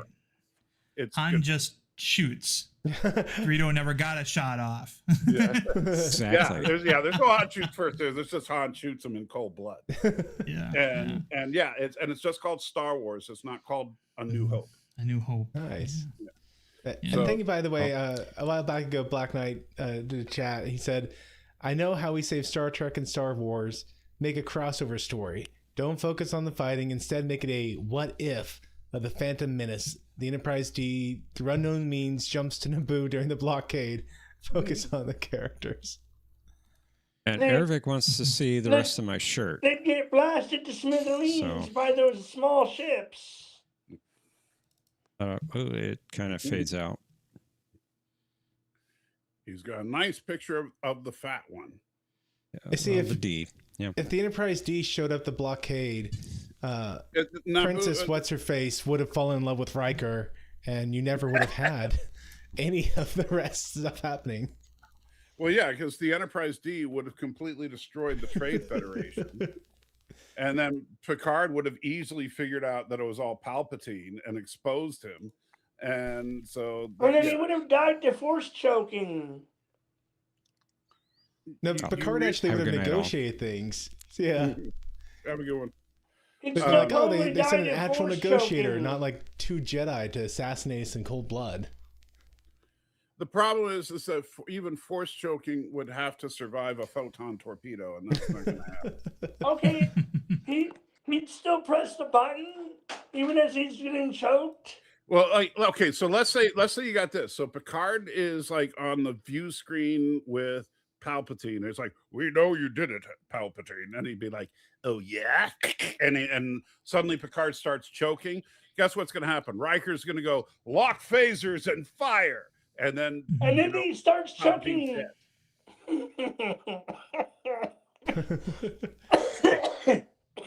See, the force choke works on him. And then a bunch of Trade Federation ships come in and start blasting them. The Trade Federation against the Enterprise D would be an absolute joke. There is no technology in Star Wars that can even scratch a Federation starship. You had a great video about that, even. Yeah. The Death Star might be able to, but I mean... okay, the Death Star potentially could if, in fact, the Enterprise was dumb enough to stare at the thing and say, wonder. It's like, "Captain, we're detecting a huge energy buildup. Let's just wait here and see what happens." You know, they'd be evasive maneuver. They'd be evasive maneuvers immediately. Right. And the thing with the Death Star is that all you got to do is get to the other side of it, and it can't shoot you. You have seen Can't it turn though? I mean, you can turn faster than it, but it can turn. It can't turn that fast. At least not that we saw. What were you saying, Darren? You've seen the. Sorry, go ahead. I was gonna say, thank you to Janeway. She says, "What's wrong with cold-blooded murder? Just ask some Malon. Oh wait, ask Tuvix. No, wait." You guys have seen you've seen the video. You've seen the video of the Enterprise moving over San Francisco, and then being attacked by a Star Destroyer, and then getting destroyed by the Death Star. Right? You've seen that. Yeah, it's very well done visually, but very unrealistic. Yeah. But the best part about it is that they destroy the Enterprise, and then the crew beams out. You know, they show the crew beaming. You know, landing basically next to the stormtroopers after their ship has been destroyed, because in Star Trek it's always like that. You know. Now in a ground fight, I'll give the Empire some strength because right. You know, the stormtroopers will shoot and miss, but the red shirts will die anyway. Right. Okay. No, hold on. I'm sorry. What happens in your I'm gonna go millennial here. I've been triggered. The stormtroopers were the best shots in the galaxy, It's only because the Force kept them from hitting things that they got this hold on. reputation. That is canonically untrue. All you got to do is watch The Mandalorian and the 2 scout troopers trying to shoot the I tin hate can. that so much. I hate that scene so much. Thank you, Taika Waititi. Yeah. But the whole point is that the stormtrooper. Don't they play that scene up for laughs though? Huh? Don't they play that scene up for laughs though? They do, Right, but it's it still was. canon now. Yeah. Well, it's yeah. But besides that, it makes more sense to think that the stormtroopers have really shoddy equipment than to think that they're that bad. Now, Right. Granted, on the Death Star, in the original Star Wars, it actually made sense that they didn't hit Luke and Han because they were letting them escape. Yes. But every other instance of stormtrooper shenanigans doesn't. And in fact, then you want to talk about raw firepower. Leia takes a blaster hit to the shoulder and is fine. Yeah, that's true. She basically gets a burn. But I keep remembering Ben Kenobi's line in the first movie where he says only Imperial stormtroopers are so precise. Yes. Right. But the same Kenobi also in the same movie. When giving Luke his lightsaber, said it's not clumsy or random like a blaster. That is true. Yes. Yeah. Yes. Very good. And very so good I think that's you can just argue that blaster technology is inherently inaccurate. Yeah. Like a submachine gun for hunting. Exactly, like a Tommy gun. You know what? I just learned. Right. I just learned That's recently. not I didn't know entirely this. true. I just learned that Because in the recently.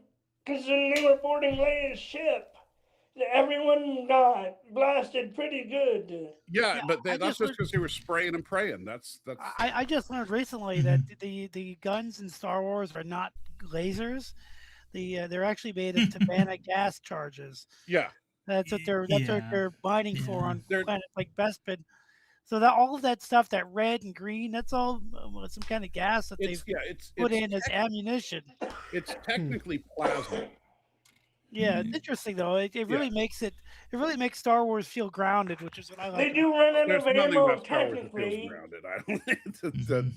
They technically space wizards and little green frog people and they technically run out of ammo or can. They can run out of ammo, but the thing is that the Tabana gas is such a small physical amount that's per shot that you can get hundreds of shots out of a blaster. But they do use ammo. And in fact, if you go back to the prequels, they actually show them reloading the big guns on the early Star Destroyers, particularly in Episode 3 in the beginning. So they absolutely do use ammo, but the fact that it's plasma actually explains a lot of stuff when it comes to the problems with Star Trek versus Star Wars type arguments. Because most people know that my very favorite episode of Star Trek is Balance of Terror.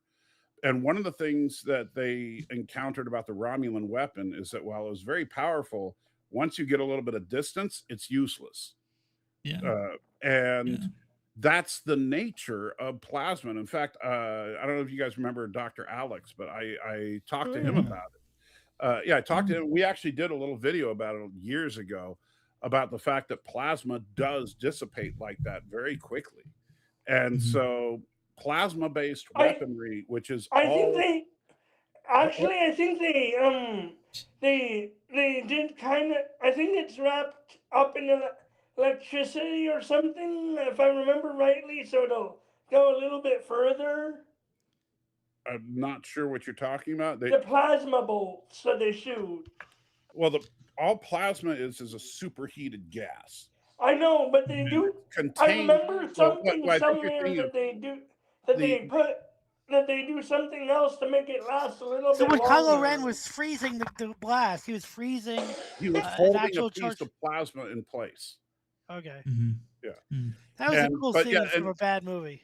But like what I think what Kermit was getting to was in some of the Star Wars books and stuff, it'll explain that the reason it's called a turbo laser is that it uses a laser to create an electromagnetic bottle, basically, if you will, that holds the plasma together to keep it from dissipating the second it goes out of the barrel.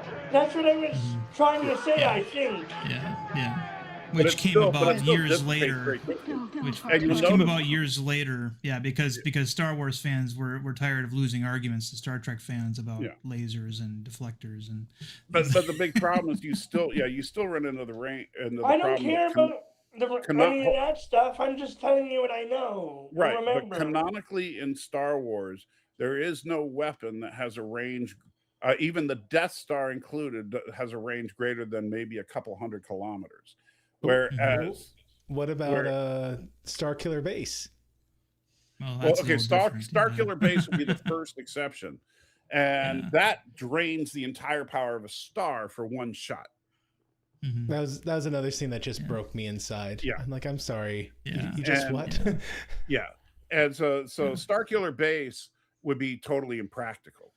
But even but a couple hundred kilometers for the Death Star weapon, and compare that to a phaser in the original series, typically would have a range of over 100,000 kilometers.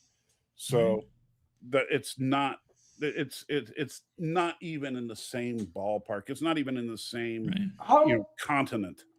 How long do photon torpedoes last? There is no, in fact, that's one of the things, like if you in Balance of Terror, that Kirk is surprised that the Romulans have limited range at all. There is no range limit. There's just a targeting limit. Right. Like how far can you accurately shoot?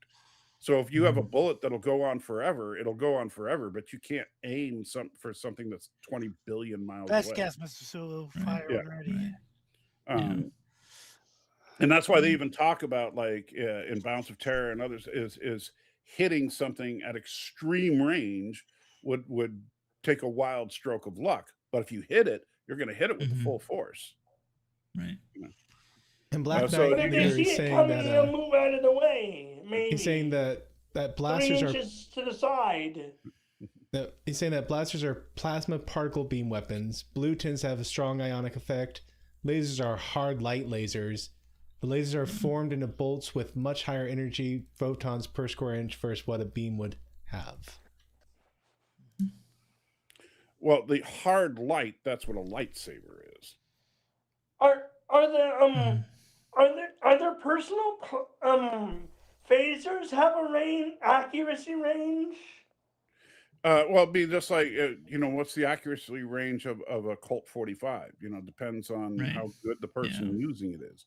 Typically, the military specs, when I was using a 45 back in the 80s, the accurate targeting range was considered about 25 to 50 yards.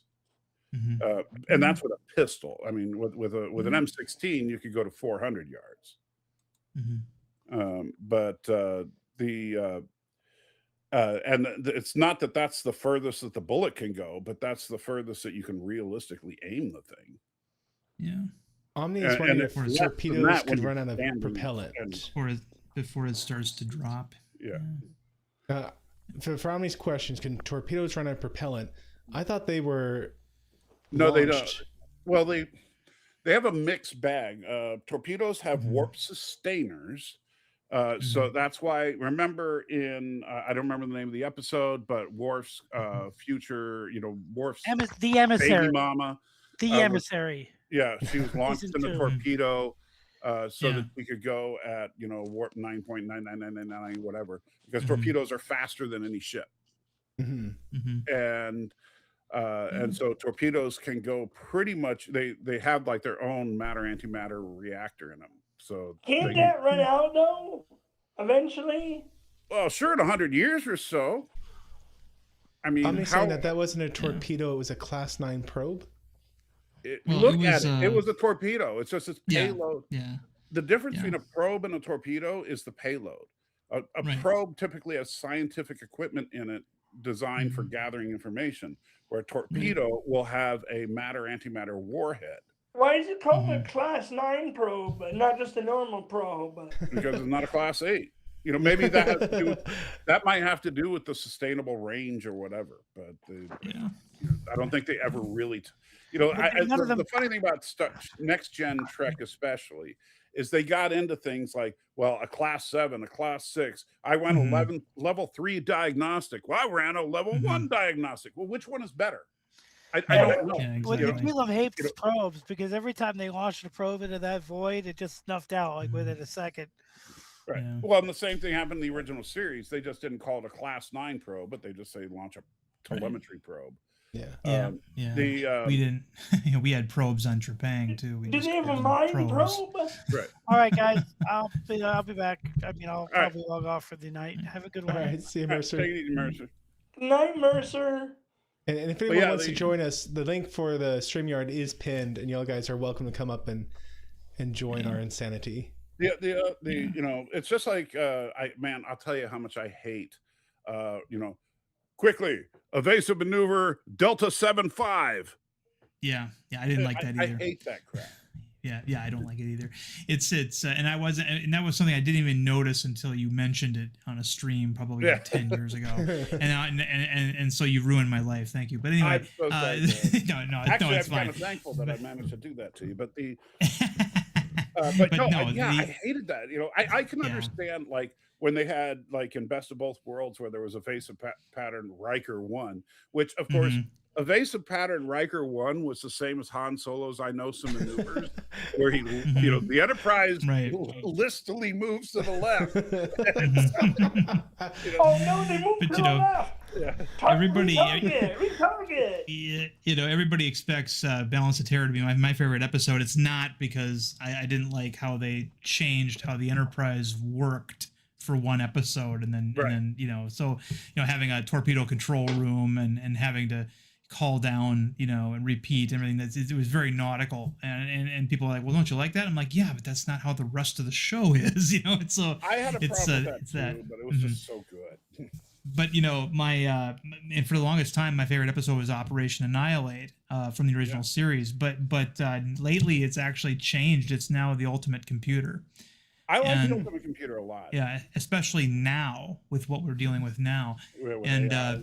you know, people know that I had this, you know, concept called Star Trek Halibut that I've since, you know, just left it by the wayside. I got out of my system, but there was an episode that I wrote where the Halibut finds itself going back in time and having to decide whether they're going to save the USS Excalibur from the M5 Multitronic unit. Mm.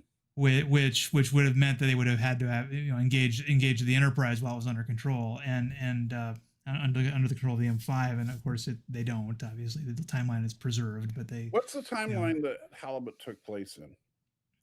Oh, it's about 4 years after Voyager got home. Okay, so it's late era Trek. It doesn't take into account anything that Secret Hideout has done. Sure. You know, and such. So I mean, you know, and it's just my little take on it. I got it out of my system, wrote you know 4 episodes, and then that was it. But no, it was fun because I wanted to do a time travel episode that you know was, you know, something like that, and I thought that's a great, you know, if it ever got made, which of course it will never be made, but you know, if it ever got made, that would be a neat thing for it to be able to observe that battle, because that battle, even after they remastered it with the special effects and everything, there's still a lot more they could have done with it, you know, if they wanted to. But yeah, I was disappointed that you know, with the remastered of the original series, and I know early on they wanted to recreate shot by shot, which is what they did, Right. like with, you know, for a lot of episodes. But then they took a little bit of artistic license later on, and I wish they had gone further with that. I think it would have been nice to have seen what they could have done, like with the battle with the M5 and all that. Because you know, like rather than to just hear Sulu or Chekhov describing what the Enterprise was doing, you could hear the voiceover of Chekhov as we saw the Enterprise doing it. You know, and I think and Blackula, I forgot his name. That actor. Daystrom is the the character. Yeah. He he's also the king of cartoons, you know. Yes, he was.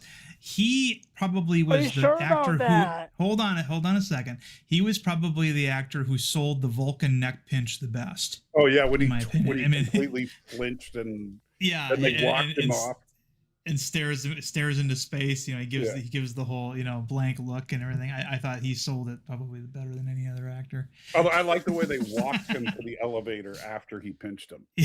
Yeah. Because the guy was like a good 6 inches taller than the tallest cast member, so they couldn't like carry him. Right. But I mean the scene where the beam of energy evaporates the ensign. I have an odd question. Hold on, let Darren finish real quick. No, I was done. Sorry. Go ahead. No, it's okay. Go ahead, Kermit. Go ahead. Could the Vulcan nerve pinch be a real thing? No. I've seen something that came very close to it, but it wasn't a nerve pinch. It was a neck jab. I know what you're talking about. If you put enough pressure like right here, on the jugular, cause excruciating pain to someone to where it immobilizes them, but it's not like instant unconsciousness and stuff like the neck pinch does. Well, I have seen punch from behind. I have seen somebody get rendered unconscious by a very special tap to the neck, and it was pretty scary. The guy when the guy woke up, he had all the symptoms of a major hangover because of what that sudden restriction of oxygenated blood did to his brain. Would a Vulcan nerve pinch kill you? Could it? Well, the Vulcan death grip, which was I think a ruse, if I'm not mistaken, notwithstanding, I think it's supposed to be a pacifistic move anyway. So no, I would think it wouldn't kill you. What is it? Remember, the only way that we saw the Vulcans intentionally kill is through a snapping of the neck. Talshaya, I think it's called, and that was from Journey to Babel. What's the difference between a nerve pinch and a death grip or whatever? Well, the death grip is fake. It was fake. It was The death grip was actually. Did they put a blade through your neck? No, the death grip was actually a disguised mind meld. If you look carefully, what Spock does is a quick mind meld on Kirk to render him into a death-like state. Like it was basically a state of deep meditation. They don't put a knife in your nerves? No. Yeah. That would kill you, maybe. It might, but that's not what the Vulcans do. Are you sure it isn't? In the Halibut pilot script that I wrote, the captain who spent time on a Klingon bird of prey tells a bad guy that he can perform a Klingon mind meld with him. and he asks him what a Klingon mind meld is. He headbutts him. That's one way to do it. That would be a great line, actually. I'd like to see that. I'll tell you, I had a story that I broke out once that I think would be good, like one of those.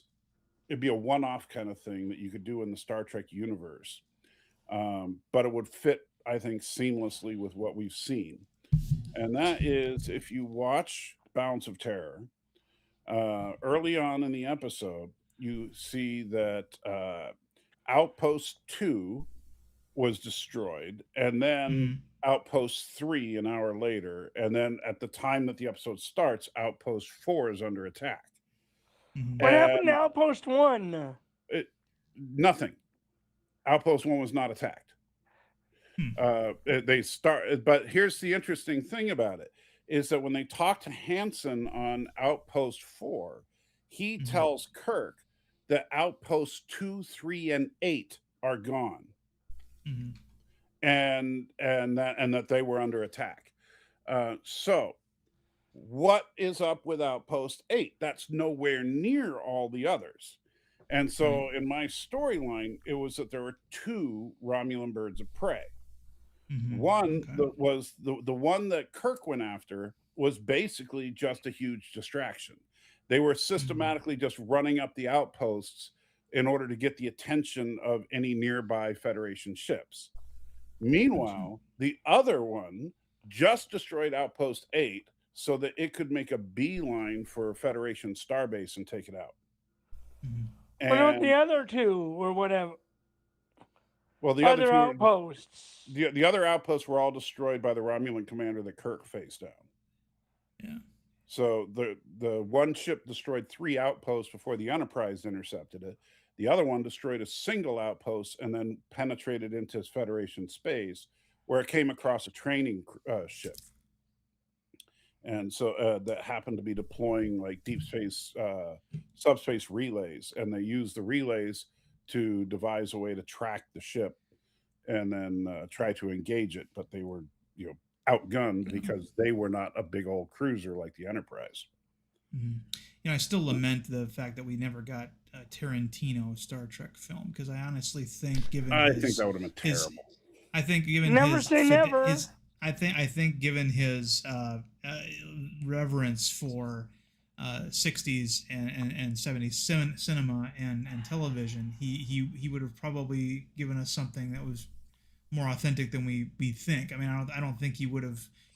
He's done period pieces before, like Inglourious Bastards and Hateful Eight, and he doesn't bring modern language into them like like a lot of other people do that now. But I think that honestly, but he does put a lot of language in them. He does, but I mean, but I could see in a Tarantino film everybody but the Starfleet personnel talking like that. Like if you have 2 Klingons or Romulans talking to each other, they're cursing back and forth in their language, and you have to read the subtitles. But then everybody on whatever ship he was going to set it on is talking like the period accurate humans for Star Trek. I could see that, and I know he would have had probably very accurate costumes that were made of the same materials and everything as the original series. I mean, but we'll never see it, obviously, but it's fun to speculate on what he might have done. Never say never. I dare say that ship has sailed. I just imagine I don't Tarantino did a movie. It's always possible that it could happen. He's only got one. Possible that I could win that $1 billion lottery that happened a few weeks ago, and it didn't happen. So, well, I just imagine if Tarantino did a Star Trek movie, it would open with a shot of Uhura's feet walking down the hallway. Yeah. The whole thing would center around her feet somehow. Or alien feet. He could even do something really freaky that way. But he has one movie left in him, and I was like, okay, if I'm a director like Tarantino and I got one movie left in me, would it be a Star Trek movie? Probably not.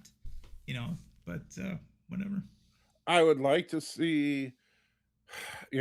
Here's the thing. I know they're talking about another Star Trek movie that's unrelated to everything before. It's no. You know what would be better, funnier, in my opinion, if it was some kind of action scene, but you see none of the action. You hear the action, but it's just facing everyone's feet. That would be Tarantino. Yeah, that would be Tarantino. Well, Tarantino, he doesn't linger. I mean, he'll show feet prominently, but in certain shots, but he doesn't really linger on them. I think the longest he ever showed a set of feet was in the opening credits of Death Proof. I don't know. I think Kill Bill when she was trying to regain her movement. Remember? I think the opening credits of Death Proof though went on for about 3.5 minutes. I don't think that the scene. I don't know. I'd have to.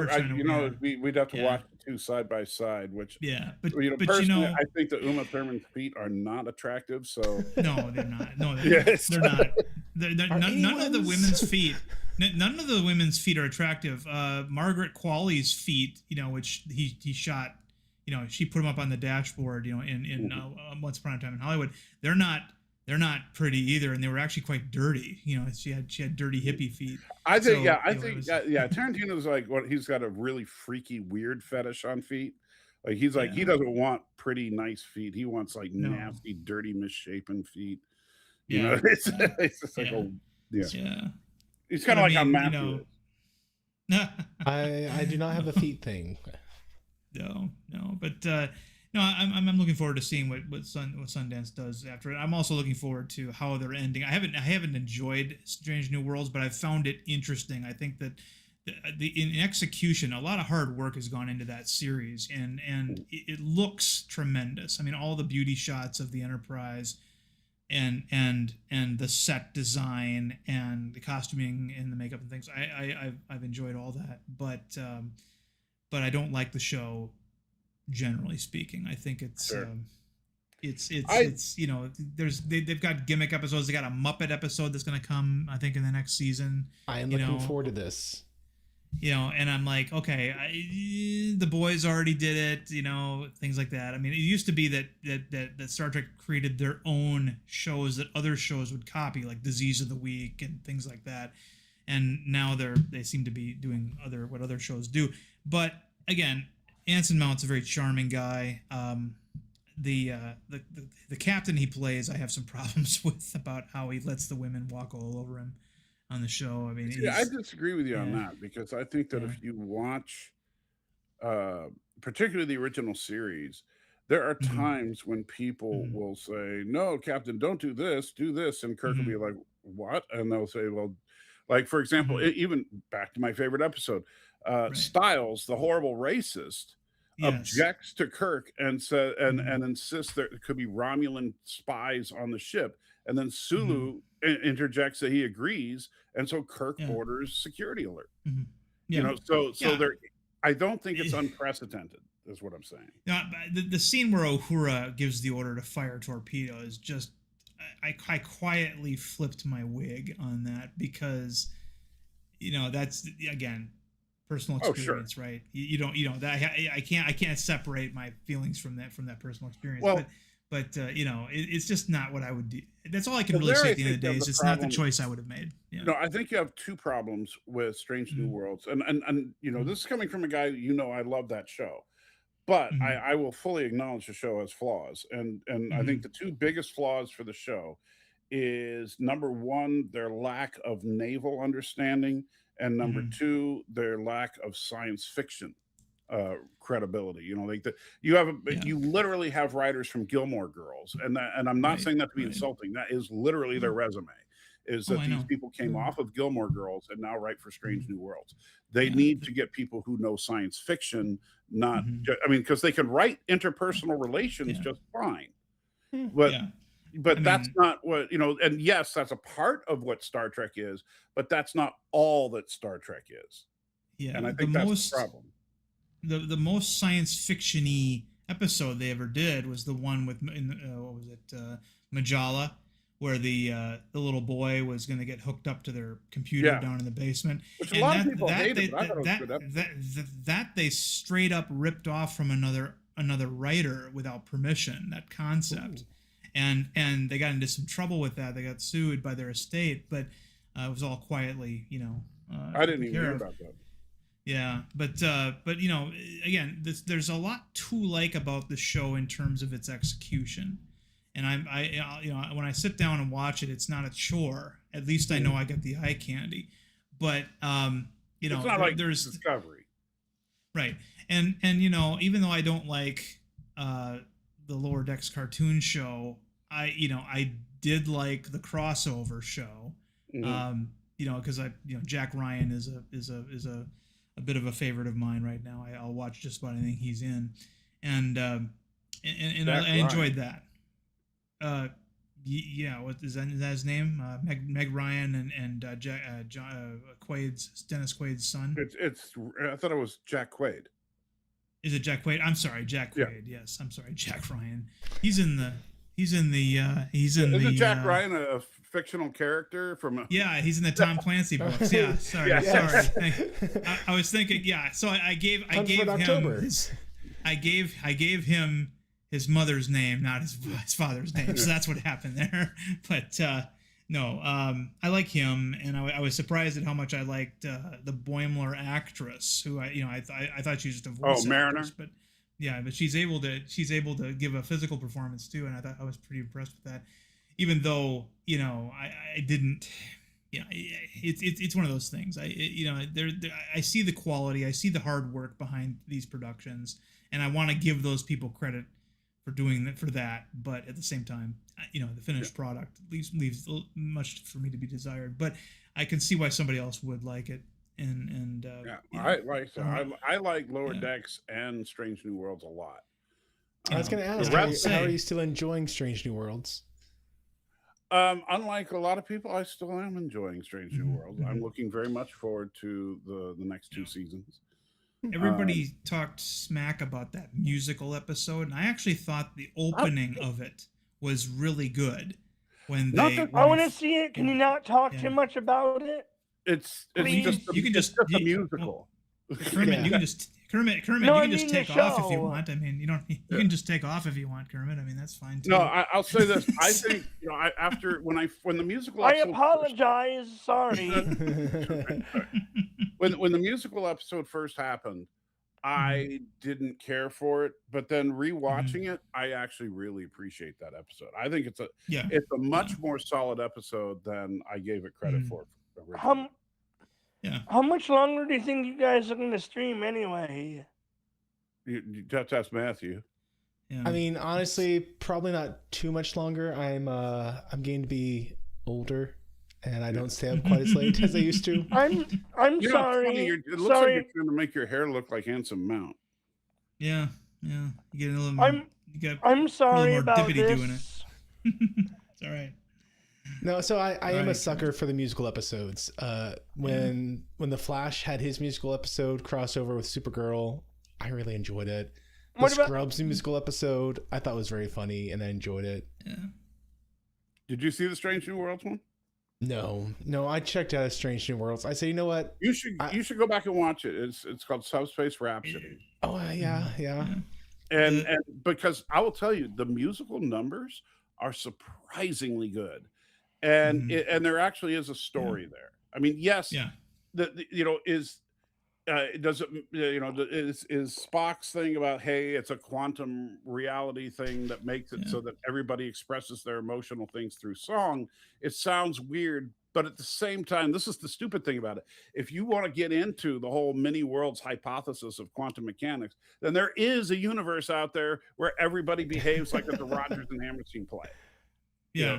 And I loved how the opening tease ended, where Anson Mount stands up. But why are we singing? And then they came back from credit. They came back from credit. The first thing you see is Pike in his boardroom going, "So that happened." Yeah. It's like, and that's the thing I loved about that episode is they were as freaked out as we were about it. Yeah, they were like, "Why am I singing?" But that was fun. Honestly, I'm a little surprised that Mercer's favorite show, Star Trek-esque show, Orville. Yeah, I'm surprised Orville didn't ever have a singing episode. Yeah, that show was really set up for some. Well, because they did, they have 2 really good singers in the cast. Right. They do. Yeah. And so I mean, Seth MacFarlane is one of the. He is in my Christmas playlist. He can sing and dance in different accents too. Well, I don't care about the different accents, but I will tell you that straight up, his straight, no nonsense Christmas album is one of the best. It is so good. I mean, you listen to him singing these classic Christmas songs, and he's right up there with like Frank Sinatra. And he's incredible. In fact, he made "Baby It's Cold Outside." His rendition of it, I love. So Yeah, I'll tell you the episode of Strange New Worlds though. That every time I watch an episode of Strange New Worlds and it does this, I say I'm never gonna watch another episode. And then of course the next one rolls out and I watch it anyway because. That's how we are. But it was where they had to come up with some excuse for Pelia, who's a character I don't like, to pull out all of her antique phones. Yeah. And string them across. And the idea we have to wire the Enterprise. And I'm thinking to myself, if the Enterprise wasn't wired, then Uhura's station would have been a tablet. Right. It has to be wired. I mean, this is not, let's stop and think about this for a moment, but they do things again, like you said, Gilmore Girls writing. These are people who specialize in a type of script writing called mumblecore, which is it's a lot like Faulkner's stream of consciousness sort of speaking, and it just comes out.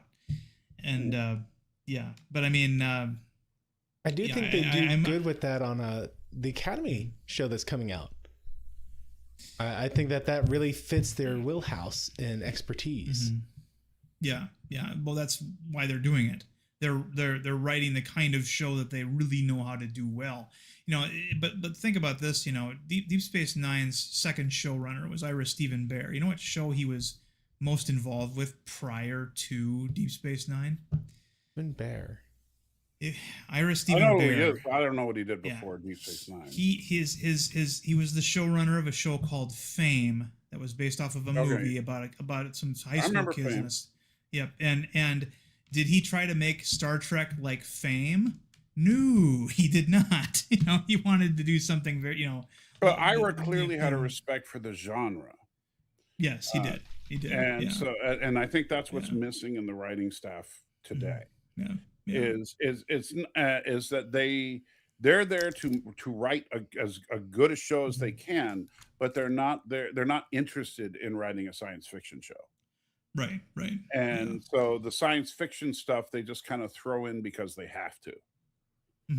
And I think that that's a shame, because I do think that if you look at the cast and the general look of the show and all that, I think that it's the best that New Trek has come out with by a significant margin.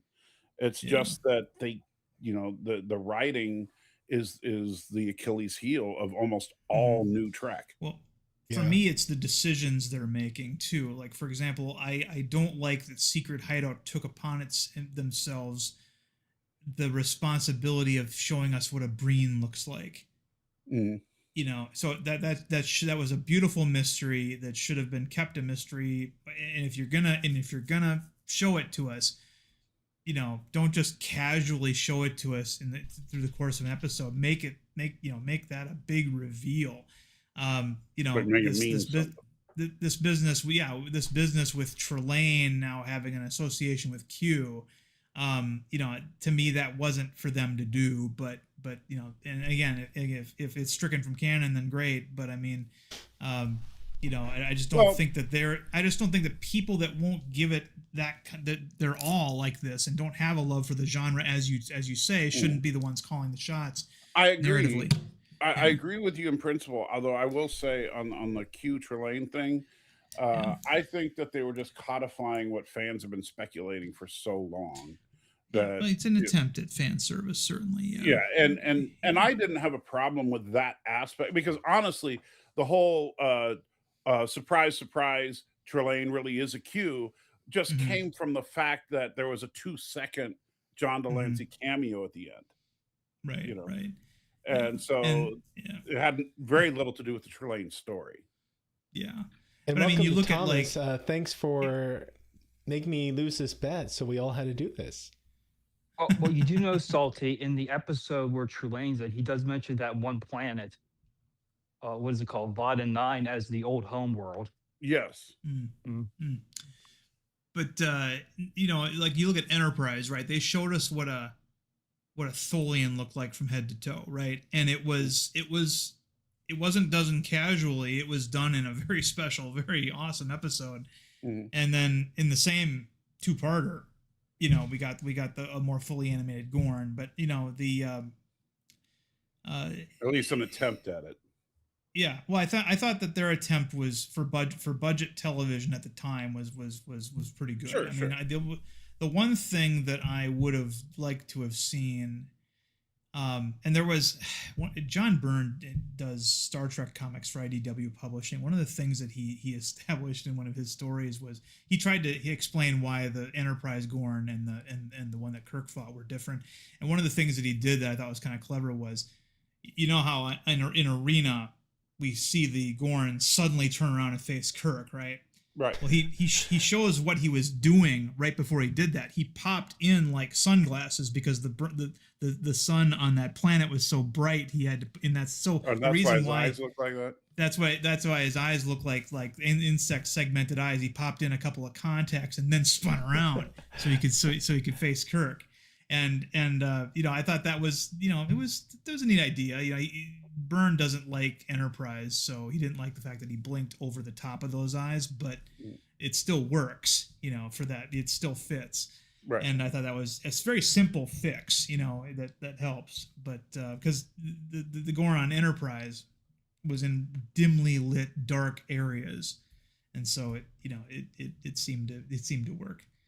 But but we'll see what happens. I mean, again, I do like the performances. I do like Ethan Peck. I want to see him in more things. After this, I want to see Anson Mount in more things. I'd like to see him in a superhero movie where he doesn't die right away. Where we can see more of him. I mean, honestly, he didn't need to play Black Bolt in that Doctor Strange movie. Anybody could have played that part because he didn't speak. You don't see most of his face because of the Black Bolt cowl. It didn't need to be him, but anyway. It was just, I mean, obviously they did that just because he was Black Bolt in that failed TV show, but right, obviously, but it's which I never even saw a single minute of the Inhumans TV show. So, hey Thomas, I'm curious, what was your favorite and least favorite movie of the year? Well, I don't see movies I know I'm not gonna like, so. Yeah, but you might have been surprised by something that sucked. No, not really. Like I told in the chat, Back to the Future was the best movie. I also like the movie Nuremberg. What was that one about? Yeah. Russell Crowe was Goering. It was like, a psychologist was trying to analyze him and stuff like that. Yeah. It was for the Nuremberg trials. Right. And of course, Minecraft movie. Minecraft movie was a surprise as far as how good it was. I thought it was going to be stupid, and it turned out to be a fun family film that was actually surprisingly accurate to the game. Now, speaking of movies, Matthew, I have a question for you. Have you figured out what Star Trek episode we were watching with Patrick Stewart as Scrooge yet? So, for context, over in Omni's Discord, they were watching a movie, and I see Patrick Stewart walking by in winter Victorian stuff. I'm like, what episode are you guys watching? And yes, Thomas, someone did explain to me that it was the Christmas Carol that Patrick Stewart started, but I'm like, is he on the holodecks or something? Like, well, yeah, because Patrick Stewart has been in the holodeck enough times to where that you could take almost any of his other roles and say that was a holodeck program. Yeah, like maybe it's a Moriarty episode. But no, it was a Christmas Carol, which I still need to watch. Have you seen the what's his name? I always forget the actor's name. His name is Guy. He was in the Time Machine. Guy Ritchie? No. Huh? Guy Ritchie. Guy Ritchie's Christmas Carol, where he plays Scrooge. He is the worst Scrooge, and it's worst meaning you really hate him. So he does a really good job at just making Scrooge someone you can't stand. I grew up with George C. Scott's Scrooge from the CBS Christmas special from the 80s, and to me, he hasn't been topped yet. But Michael Caine's really good at it. I'll try to see those, though. I'm a sucker for the Muppets Christmas Carol. Michael Caine is one of the best ones. Now, see, when it comes to Christmas Muppets, mine is Emmett Otter's Jug Band Christmas, which didn't have the traditional Muppets in it. It had new puppets that Jim Henson had created that looked more like the animals that they represented. And Emmett Otter's Jug Band Christmas. Emmett Otter's Jug Band Christmas. I think I have seen that. Only you told us that before Christmas, Darren. Sorry. Remind us this coming at the beginning of December. Here, let me get my calendar out. Yeah, you got to tell everybody to watch Emmett Otter's Jug Band Christmas. I think you can see it for free on YouTube. I think there's a it's just they just put it out. If there not, for everything free. is on Tubi, so you know. Yeah. Memphis it's is funny funny because 'cause- what was the Scrooge movie where he actually goes to hell? Mm. I know the Disney one was pretty intense with Scrooge McDuck playing Scrooge. Mhm. Like they had the fires of hell coming up from his grave, and he was desperately clawing the sides, trying not to fall into it. Typical Disney. Ooh. Yeah. Especially dark, the period called dark Disney. My goodness. Yeah, Disney goes really dark sometimes, but actually, yeah. a lot more than people realize. I mean, watch Right. Bambi. Oh my god, Well, yeah. Bambi is a dark movie. It's like, did you ever see the movie The Devil and Max Devlin? yes, It came out in yes. Welcome That's a Disney to movie. hell. Welcome to Hell, and it's Elliot Gould and Bill Cosby. Yes. Oh no. Yeah, Bill Cosby plays a demon in that one. He doesn't play the devil, but he plays a demon. And it's like it's the Puddin' Pops hell. yeah, it's like he's not acting like any other character I've ever seen him in. It's like is Bill Cosby playing himself here because he's damn evil. Playing straight. Yeah. Like from when he was on Switch or something. But you know, it was that was a questionable film. Man, I haven't thought about that one in a long time. Or like the Black Cauldron. Yep, the Black Cauldron, even the Black Hole. The Black G Hole. rated. And of course, they ended up going to hell, and you know, you didn't know that in that inside one of too. Singularity Yeah, was hell. You know, but yeah, that ending messed Little Matt up. To this day, though, the thing that I remember most about the Black Hole was the death of Anthony Perkins' character. It was horrific because you knew what was happening to him, even though they didn't show you. Yeah. And you know, it's like Disney, yay! You know, but Disney seems to have an obsession with hell. I mean, did you notice that? Yeah, that too. It come up a lot. Oh, the dark Disney period was full of all that kind of stuff. You had the Rescuers was actually quite dark too. Oh yeah. In terms of child kidnapping and all this kind of stuff. And Pete's Dragon was also kind of dark when it came to Pete's situation with the family that he was assigned to live with and stuff. And they had a whole song about how they're hunting him down and yeah. Now in the Black Hole, didn't everyone end up in hell? Like they tried to escape, but they got sucked into it. Well, no, the good guys in the escape pod managed to get through hell to the other side of the black hole. Mm-hmm. However, the bad guy was trapped inside the robot in hell. For all these yeah. Which the robot was not big enough to hold a whole human body, so his torso and head were basically what could fit it. Because Maximilian had basically very thin wings for arms and legs. Yeah. There's no way. So there's no way you could fit your whole body in there. So he somehow squeezed himself in there and maybe hacked off his limbs in order to get in. Kind of like Yellow Jacket at the end of Ant-Man. I thought he was sticking out a little bit. I haven't seen it in a long time, but I mean, the last time I saw it, I was a kid, and I was not ready for that ending, and it left an impression on me. Yeah, it was, and what was funny was in the 70s, a lot of movies had really bizarre effect sequences like that for seemingly no reason. That was all based off trying of to beat 2001. That's right. And they all had them. Star Trek the movie had one. Superman the movie had one. Freaking Willy Wonka and the Chocolate Factory had something very close to it in the Floon ride. You know, so I mean, it was and then of course, and in that ride, man, that was creepy as f. Where Willy Wonka was screaming, and there's pictures of spiders, and just like a snake crawling across somebody's face, and then you had a chicken getting beheaded, and all this kind of stuff. But the actors didn't know he was going to do that. Yeah. They didn't tell them anything because they wanted to get their real shock. Wonka is an absolute serial killer. Yeah. Well, there's a trailer you can find on YouTube where somebody cut scenes from Willy Wonka to make it look like an actual freaking horror movie, and it so works. It's it's not that hard. I mean, he kills all the kids except for Charlie, Sure. and not only that, but he planned to. Like for one thing, the Oompa Loompas had the songs rehearsed. I mean, let's not forget in that. In the movie, early, I don't think they actually killed anyone in the movie.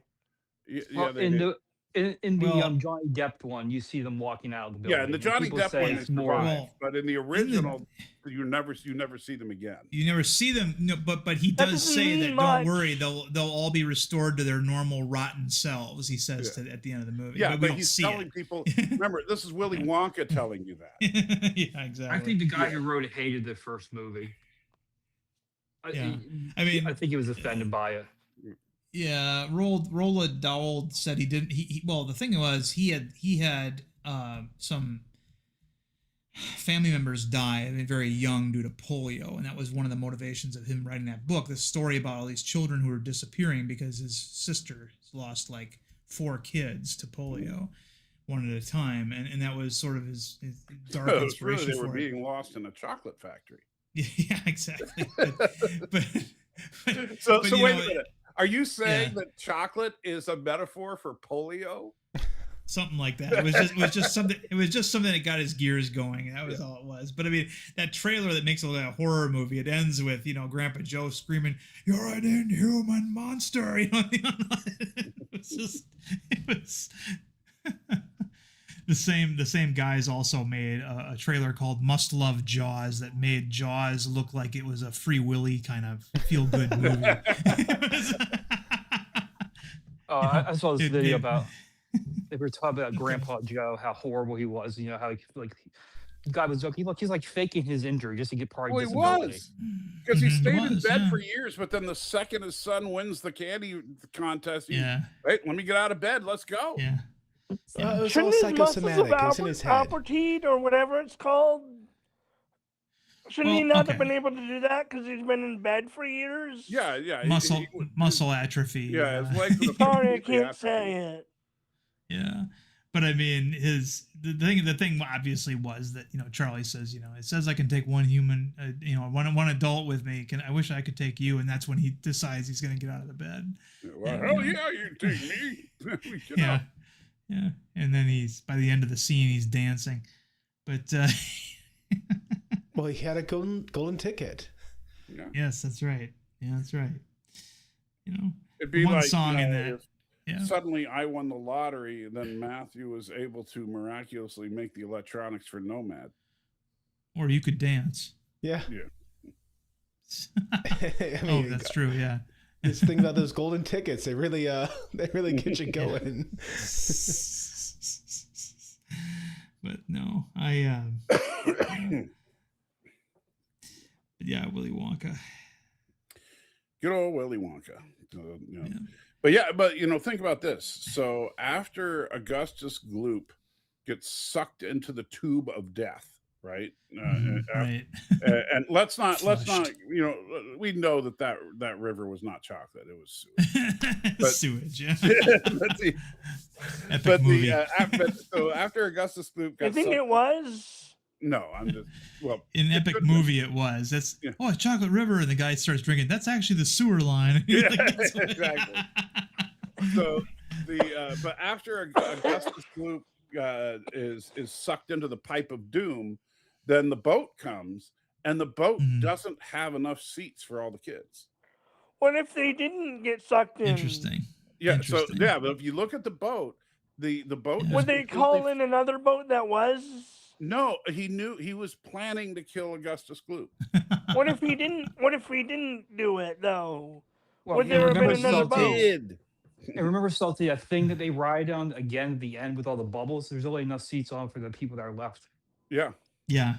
Would there be? Do you think there has wasn't the whole thing planned? He plans the killings one by one. What if they don't? What if they didn't die or succumb or whatever? But Willy Wonka is an evil genius, so of course it worked. What if people got out of Jigsaw's traps? I mean, Yeah. then you You wouldn't think have he the had a movie. boat on standby for everybody? Is my point. Somebody has to get it. Somebody has to get out of his traps. Though I think it Here's the thing: if Augustus Gloop would not have fallen into the river, I think one of the Oompa Loompas would have pushed him. You know, I made a video like 2 years ago now about the whole uniform insignia thing that we talk about, and I'm still getting people leaving comments in the video. You are wrong. I don't know where you got your information. I'm like, I got the information. I put it in the video. Yeah. You know, it's like, no, I mean, you know what? Even though I fully admit it, I was under that misconception. And Yeah. you know me, I'm the biggest fanboy of the original series there's ever been. But oh yeah. But I totally didn't catch that. So yeah, and it's not. Yeah, and it's not something that anybody should feel bad about. I mean, the makers of Enterprise, when they brought the Defiant back, they created insignia for the Defiant because they assumed, right, in the just footage, like everybody else that it was just you know they all had deltas because they didn't have time to make the symbol, and you know, and so I mean, you know, here they are adhering to an idea that you know what I think, and I could be wrong about this, Darren, but I think it might come from oh gosh, I'm forgetting his name, but the guy that wrote the novelization of Star Trek: The Motion Picture. Was it Alan Dean Foster? Maybe. Might have been, but whoever wrote it, if I remember correctly, in the novelization for Star Trek: The Motion Picture, there is a mention of the fact that all of the Federation has adapted the Enterprise's Delta as the symbol of Starfleet because the Enterprise was the only ship to return from the 5-year mission. Right. Yeah. And that's fine too. But I mean, why you know, didn't again, the other ships return? Because they're all destroyed. And in fact, if you watch the original series, you see most of them getting destroyed. So yeah. Right. Yeah. I mean, how many times did you see a Galaxy class ship get destroyed on TNG and at least one episode? That was Nine? once. I mean, you know, that was Yamato got destroyed. So did the Enterprise got destroyed several times in all the right. But you think about ships like the Exeter, the Constitution, or the Constellation, the Excalibur. Right. You know, all destroyed on screen, and other ships like the Intrepid destroyed off screen. I still want to know why Commodore Wesley just assumed that Kirk went crazy and started just attacking. Yeah, Commodore Wesley's a bonehead. He knew they had the M5.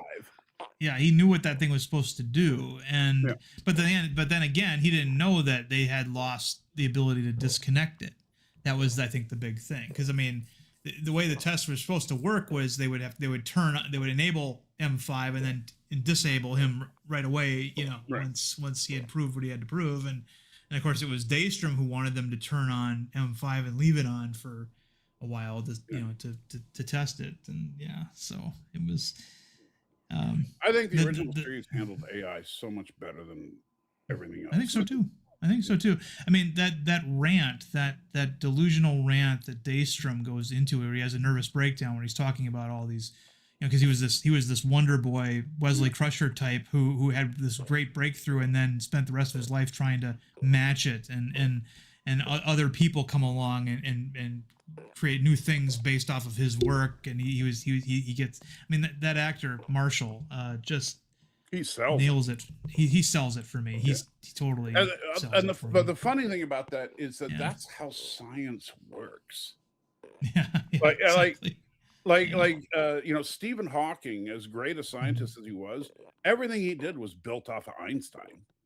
You know, and then you say, well, Einstein, but he was great. Yeah, but you know, everything he did was actually built off of Copernicus and Newton.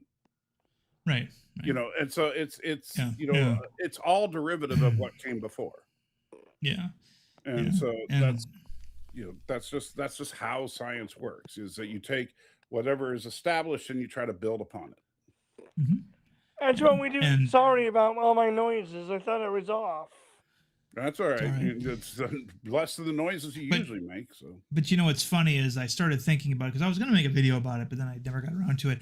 Comparing the M5 Multitronic unit to the computer that we later see in the Enterprise D, because in one episode, I think it was the one that had the binary code in it, the Binar episode.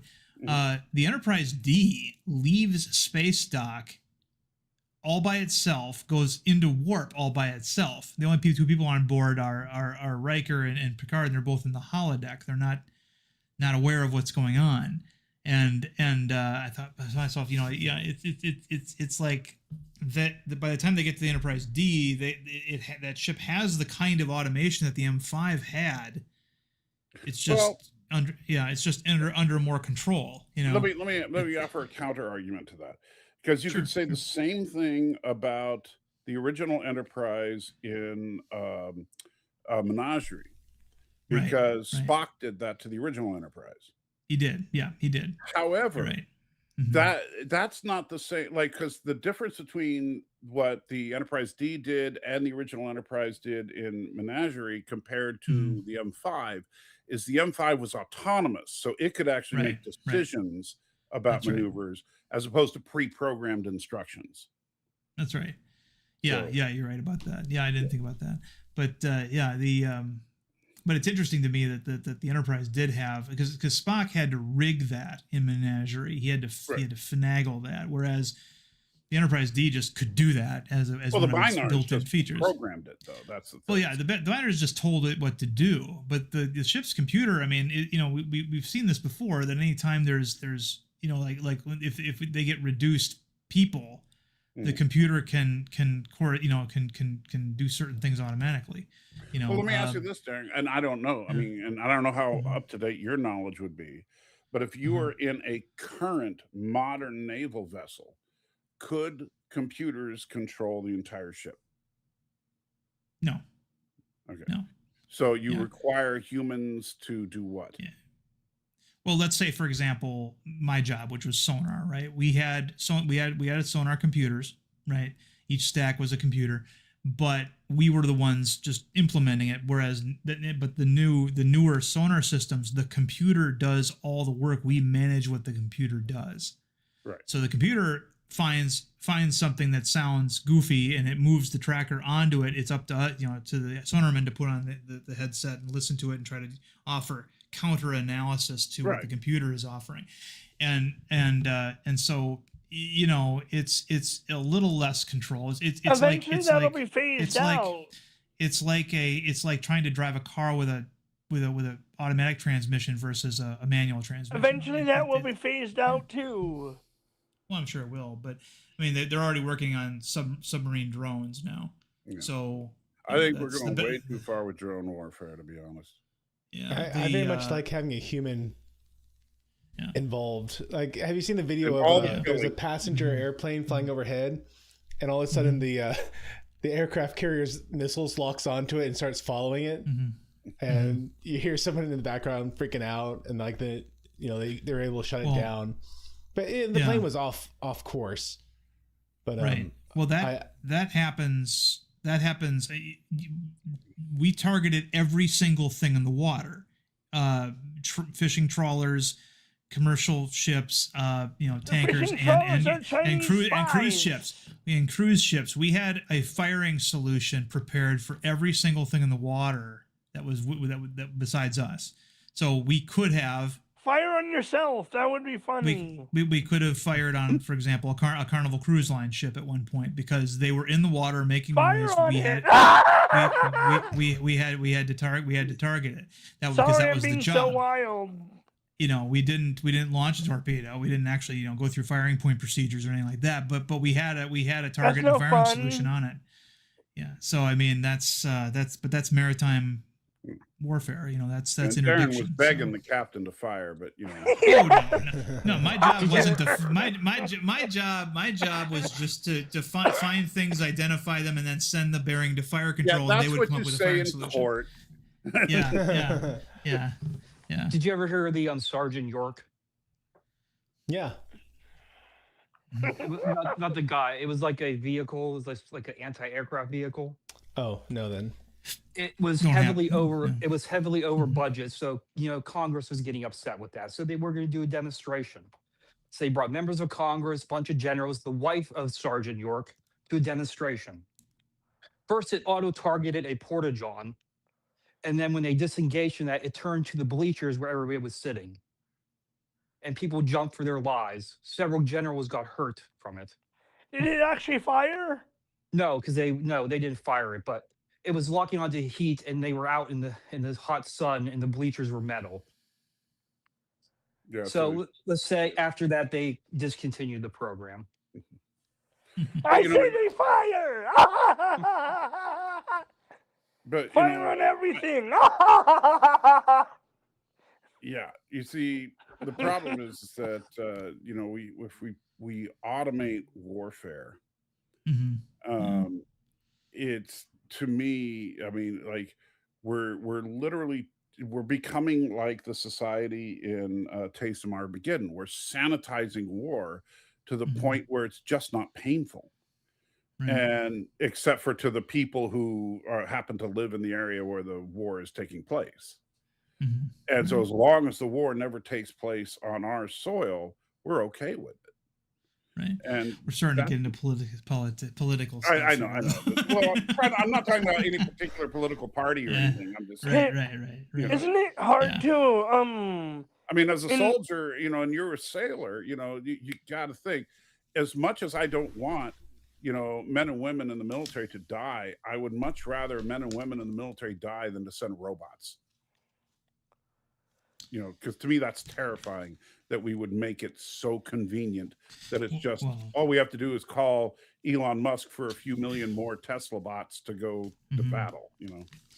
Well, I mean, I've seen the footage of a Russian being chased around a vehicle by a Ukrainian drone. Have you seen that footage? And he's trying to get away from it, and of course, all the drone has to do is get close enough to him and then detonate. And it's terrifying that the thing can follow you into a building, and it just, yeah. It's almost like how terrifying Nomad would be if he were real. Right. Well, that's why I can't complete it. It's going to take one look at me, no, I'm not the creator, and then I'm going to get redshirted. And so it's the danger of Prometheus. I mean, Skynet.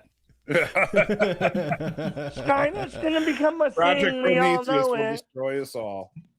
Well, Skynet's going to become a thing. We all know it. Hold on, Project Prometheus is what is real now. Bezos is involved, so you didn't see that. You didn't see that in the news. I did not. Yeah. Here, if you Google Jeff Bezos, Project Prometheus, or just Prometheus, go ahead and do that. I can't reach my keyboard because I got a dog on my lap. So. Yeah. Jeff Bezos recently launched a secretive, highly funded, around $6.2 billion artificial intelligence startup called Project Prometheus, where he serves as co-CEO, and I cannot confirm or deny whether or not LDG is involved. Well, if he's not, hopefully he has like a copyright on the name. Get a nice little payout. Well, if this is LD's Project Prometheus, then congrats to him. But if it's not, then wow, what a coincidence. I don't know. Could you copyright that? Because Prometheus is like a Greek mythology thing. You could trademark it. You could trademark it, and you could create a logo and trademark it. But yeah, copyright is for literature, works of literature and song, lyrics and poetry. It's not for logos and names and things like that. Like if you think about with Star Trek, it's copyright is the scripts and the stories and all that. Trademark is Captain Kirk, United Federation of Planets, Klingons. Those are all trademarked names. Right. And, it can be tricky because I remember like 2 years ago, some of Robert E. Howard's original Conan short stories that appeared in Weird Tales became public domain. And so people were like, oh, I can make my own Conan. You can't call your comic book Conan because Conan the Barbarian and Conan something or other is still a trademark owned by Robert E. Howard's estate. But the stories themselves, if you wanted to call for example, if you wanted to call the comic book the Ice Princess's Daughter, or whatever it was, the Ice King's Daughter. It was the one where he's in the snow chasing after the woman, and you could do that, but then also your Conan can't really look like any other version of Conan out there either. Well, that's where we got Captain Marvel and Shazam. Of course, yeah. because Marvel owned Captain Marvel, so DC had to change. Couldn't call their comic book Captain Marvel, so they called the comic Shazam, and then of course eventually they changed the name of the character to Shazam. Well, everything changed when Disney got a hold of Marvel, because prior to that, both DC and Marvel both had offices in New York, a block away from each other. There was a gentleman's agreement because they traded talent all the time, and people who loved comics loved Captain Marvel.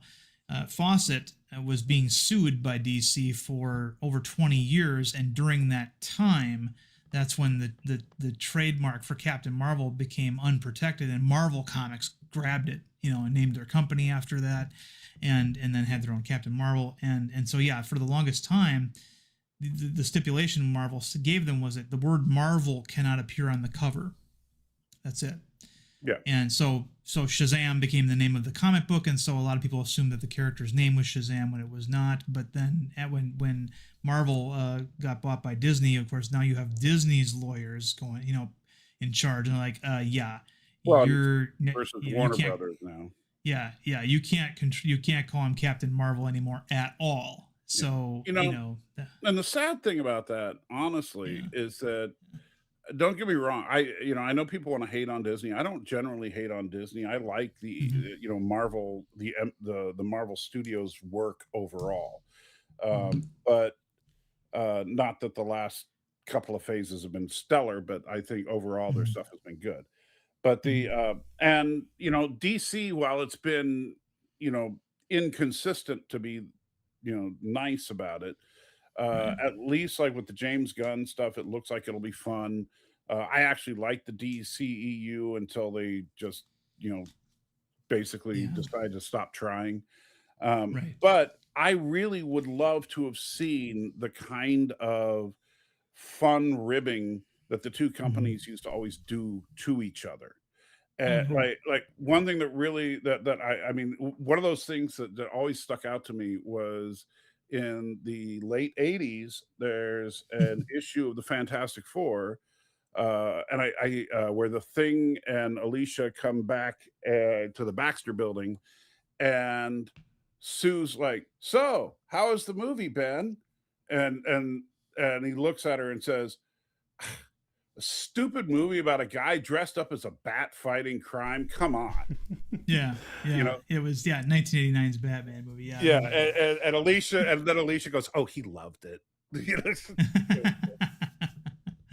And that kind of thing I thought was fun. Or like there's another one. I don't think it was Alicia. Kind of meta humor. Oh, maybe it was. I could have sworn it was Alicia, but I think it was Sharon Ventura. Did they do that? Right. Did they do that kind of meta humor, fourth wall kind of stuff all the time? Oh yeah, there's another same year. One thing I absolutely loved is that there was a group of terrorists that took over the Statue of Liberty, and Spider-Man was nearby, so he goes crawling up, and he grabs the guy that's up in the crown of the Statue of Liberty. The guy's like, "Who are you, man?" He goes, "I'm I'm Spider-Man." That was. Matthew. Babylon 5 did that, Matthew. Remember the episode where they get merchandise? What did Ivanova say? Remember? No, but I do remember the dig they made towards Star Trek in that episode. Yeah, she goes, "We're not some deep space franchise." Yes. That's right. Yeah. But I mean, Marvel had their own like pastiches of DC characters. You know what I like? Okay, hold on a second, Kermit. Sorry, go ahead. Marvel had their own pastiches of DC characters like the Squadron Supreme and also the Shire Guard and things like that. Heck, so that even Deadpool. So they could say, okay, this is what would happen if Thor fought Superman. They'd have him fight either Hyperion or Gladiator or something like that. And then Marvel had their own things as well that were parodies of characters over at Marvel. So there was jabs and digs all over the place. Right. And of course, then they would do the occasional crossovers, which were, the big problem I have with the crossovers is that, like, when two big characters would fight, it was never really decided based on any kind of realism. It was just decided based on popularity. Popularity, yeah, Yeah, especially and that so last like one. I remember when Batman beat the Hulk. Yeah. And yeah. by kicking him in the stomach. Right, You know, exactly. and even in the description it said the kick didn't really hurt the Hulk, but it surprised him. So he exhaled and then he inhaled the bat gas that knocked him out. You know, it's like yeah. That Well, seems I mean, logical, actually. the Superman versus Hulk one was did kind of make sense because initially the Hulk hits Superman and it doesn't really hurt him, but then when the Hulk hits him again, he's like, oh, that last punch was twice as hard as the last one. Then he gets hit again, and figures out, okay, this guy is getting stronger the longer this lasts. I need to end this now, and so that was, that's how the Hulk typically gets defeated. Because the Hulk would eventually get strong enough to beat him. Right, exactly. It wouldn't matter after a while, and Superman's able to figure this out, and it was, and that's the kind of story that fans of both characters would prefer happen, to see that. But yeah, the last DC Marvel crossover that they did, which was just called DC Marvel, it was a vote-in thing. They had a website in the 90s. They had this website where you could vote in, and of course it was a popularity contest. So they had matchups where Submariner got beat by Aquaman, which should not have happened. Anybody who knows those characters knows that one is vastly more powerful than the other, But and Aquaman is far more popular. Yeah, and more well known and stuff. You had Wolverine versus Lobo, which I don't have a problem with the fact that Wolverine won, but they didn't even show the fight. They both leaped behind a bar, and then they show a bunch of sound effects coming out from behind the bar, and then Wolverine jumps out of the bar smoking Lobo's cigar. So it's it was like, I don't know. I don't think that. I mean, because I know Lobo. That's kind of funny in a way. Lobo is one of those characters that's kind of inconsistent. It'll be interesting to see what he's like in the Supergirl movie. But but the thing is that if he can go toe to toe with a Kryptonian, I don't see Logan as having a prayer. Right. I mean, it's one of those things. I mean, I can see both ways. I mean, if Lobo's taking a day off and Logan if adamantium can cut him. Yeah, exactly. But I mean, my favorite version of Lobo, to be honest, was the version we saw on the Superman animated series, the Bruce Timm Paul Dini series, because in that, if you remember, they were both about the same when it came to strength. It's just that the advantage that Superman had was all these other abilities that he had, whereas Lobo was just really tough and strong. But it was the personalities that in conflict that I just loved about that, because they're both pretty evenly matched for the most part, and so it all came down to personality. Right. And the voice actor who did Lobo, he's been in a lot of stuff. You'd know him if you saw him. He's been in all kinds of sitcoms and things, and he just did a marvelous job. But anyway, I think Matthew's fading. I think Matthew's fading. Yeah, it's I almost. can't believe the crossover Salty didn't notice in BSG until I pointed it out to him. Oh, what the Enterprise in the background? Yep. Yeah. Oh, and Pelia mentioning the time traveling doctor that she. Yeah. Oh gosh, it's like, Yeah. Well, you never know. Maybe they'll do a crossover. There was a crossover that was in the works. I know it was in the believe it or not. comics. Yeah, there was a crossover in the works for television between Star Trek Enterprise and Doctor Who, believe it or not.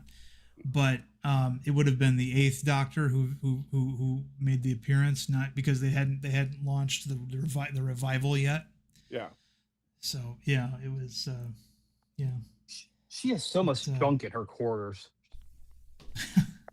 I just don't like that character at all. She's basically White Guinan. The stupid thing to me is that why didn't they just make her an Elorian? Right. Why do we have to have another race that happens to live for a long time and has been coexisting with man. Yeah, I did really like the one scene where she was like talking about the evil and stuff, and then she like turned to the camera and said, "You need me to do that again, or?" You know. I think it's funny that she has. I mean, I don't hate her character like Darren does. But I do think she's kind of annoying. I'm looking forward to when she's just not on the show anymore. I can barely understand her. But I do think it's kind of funny that she has all sorts of priceless artifacts that she keeps in her quarters. Right, yeah. That that, oh, by the way, the Louvre might want that back. So yeah. And then and don't get me started about Lieutenant. Oh yeah, I know that's. You see, that goes back to the writing problem that I mentioned earlier. Right, exactly. Yes.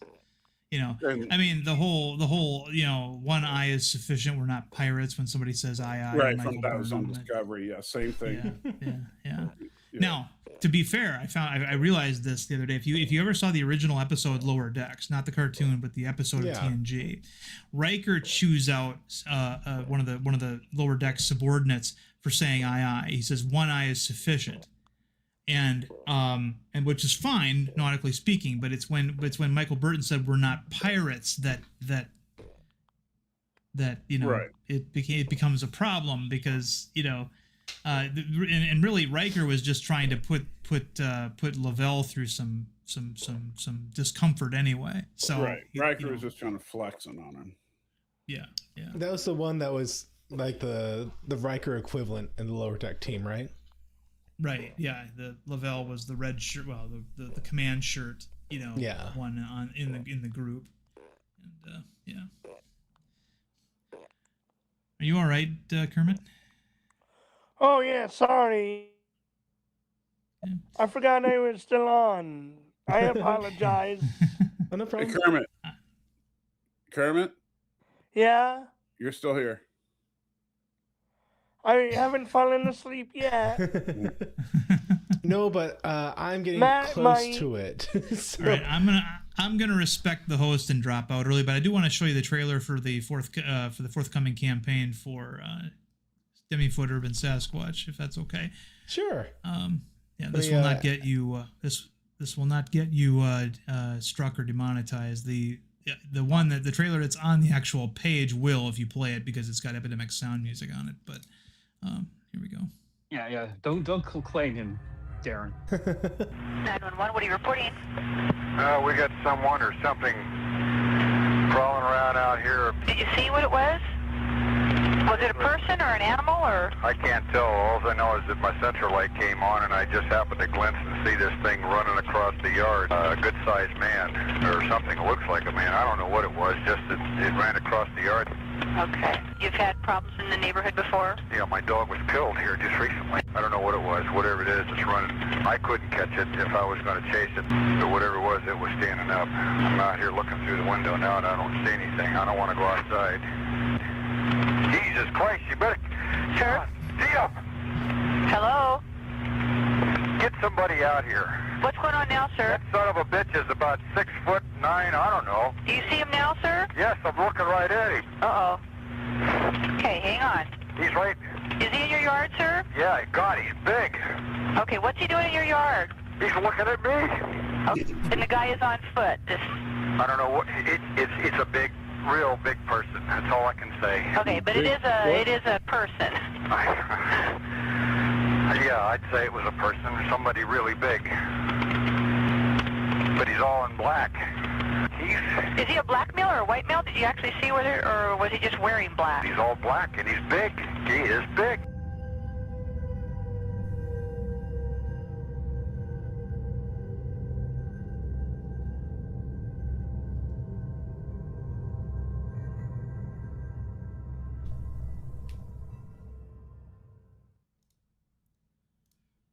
Cool stuff. And there you go. Not to be confused with the classic movie that me and Matthew watched together, Suburban Sasquatch. That wasn't a movie. It was a movie. That was a home movie somebody made. It was a real, actual. I have the DVD movie. Oh yeah, I can put a home movie on a DVD too. Big whoop.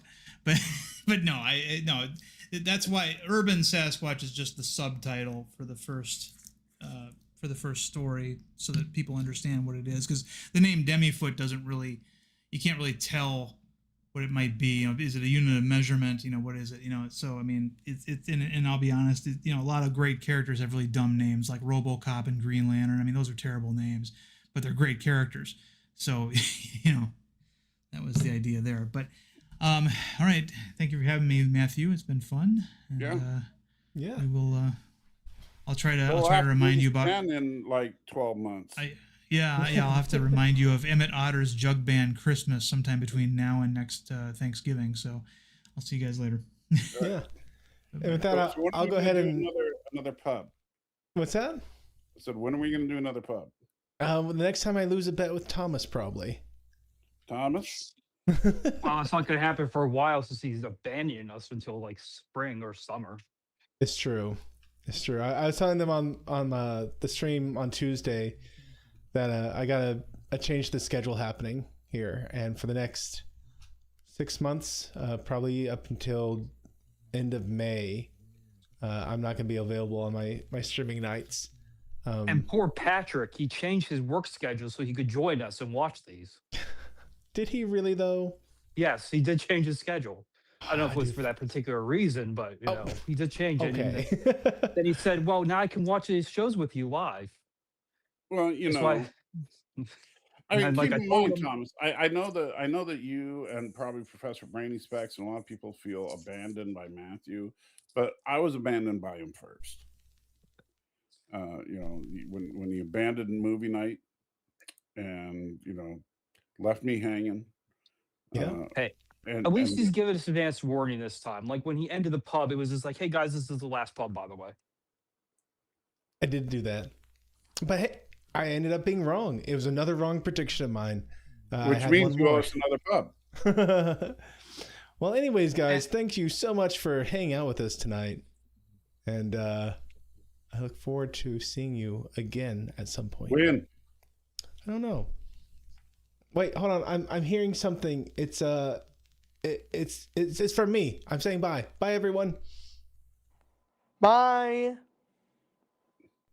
Thanks for watching this video. If you enjoyed it, please be sure to hit that like button and share it with your friends. If you haven't subscribed yet, I hope you will. And be sure to hit that bell icon to be notified of all the updates I do on this channel. If you want to support the work I'm doing here, then I hope you'll consider becoming one of my Patreons, where you'll get early access to all kinds of videos. And until the next time, may the Lord bless you and keep you. May he cause his face to shine upon you and be gracious to you. May the Lord lift up his countenance upon you and give you peace. Amen.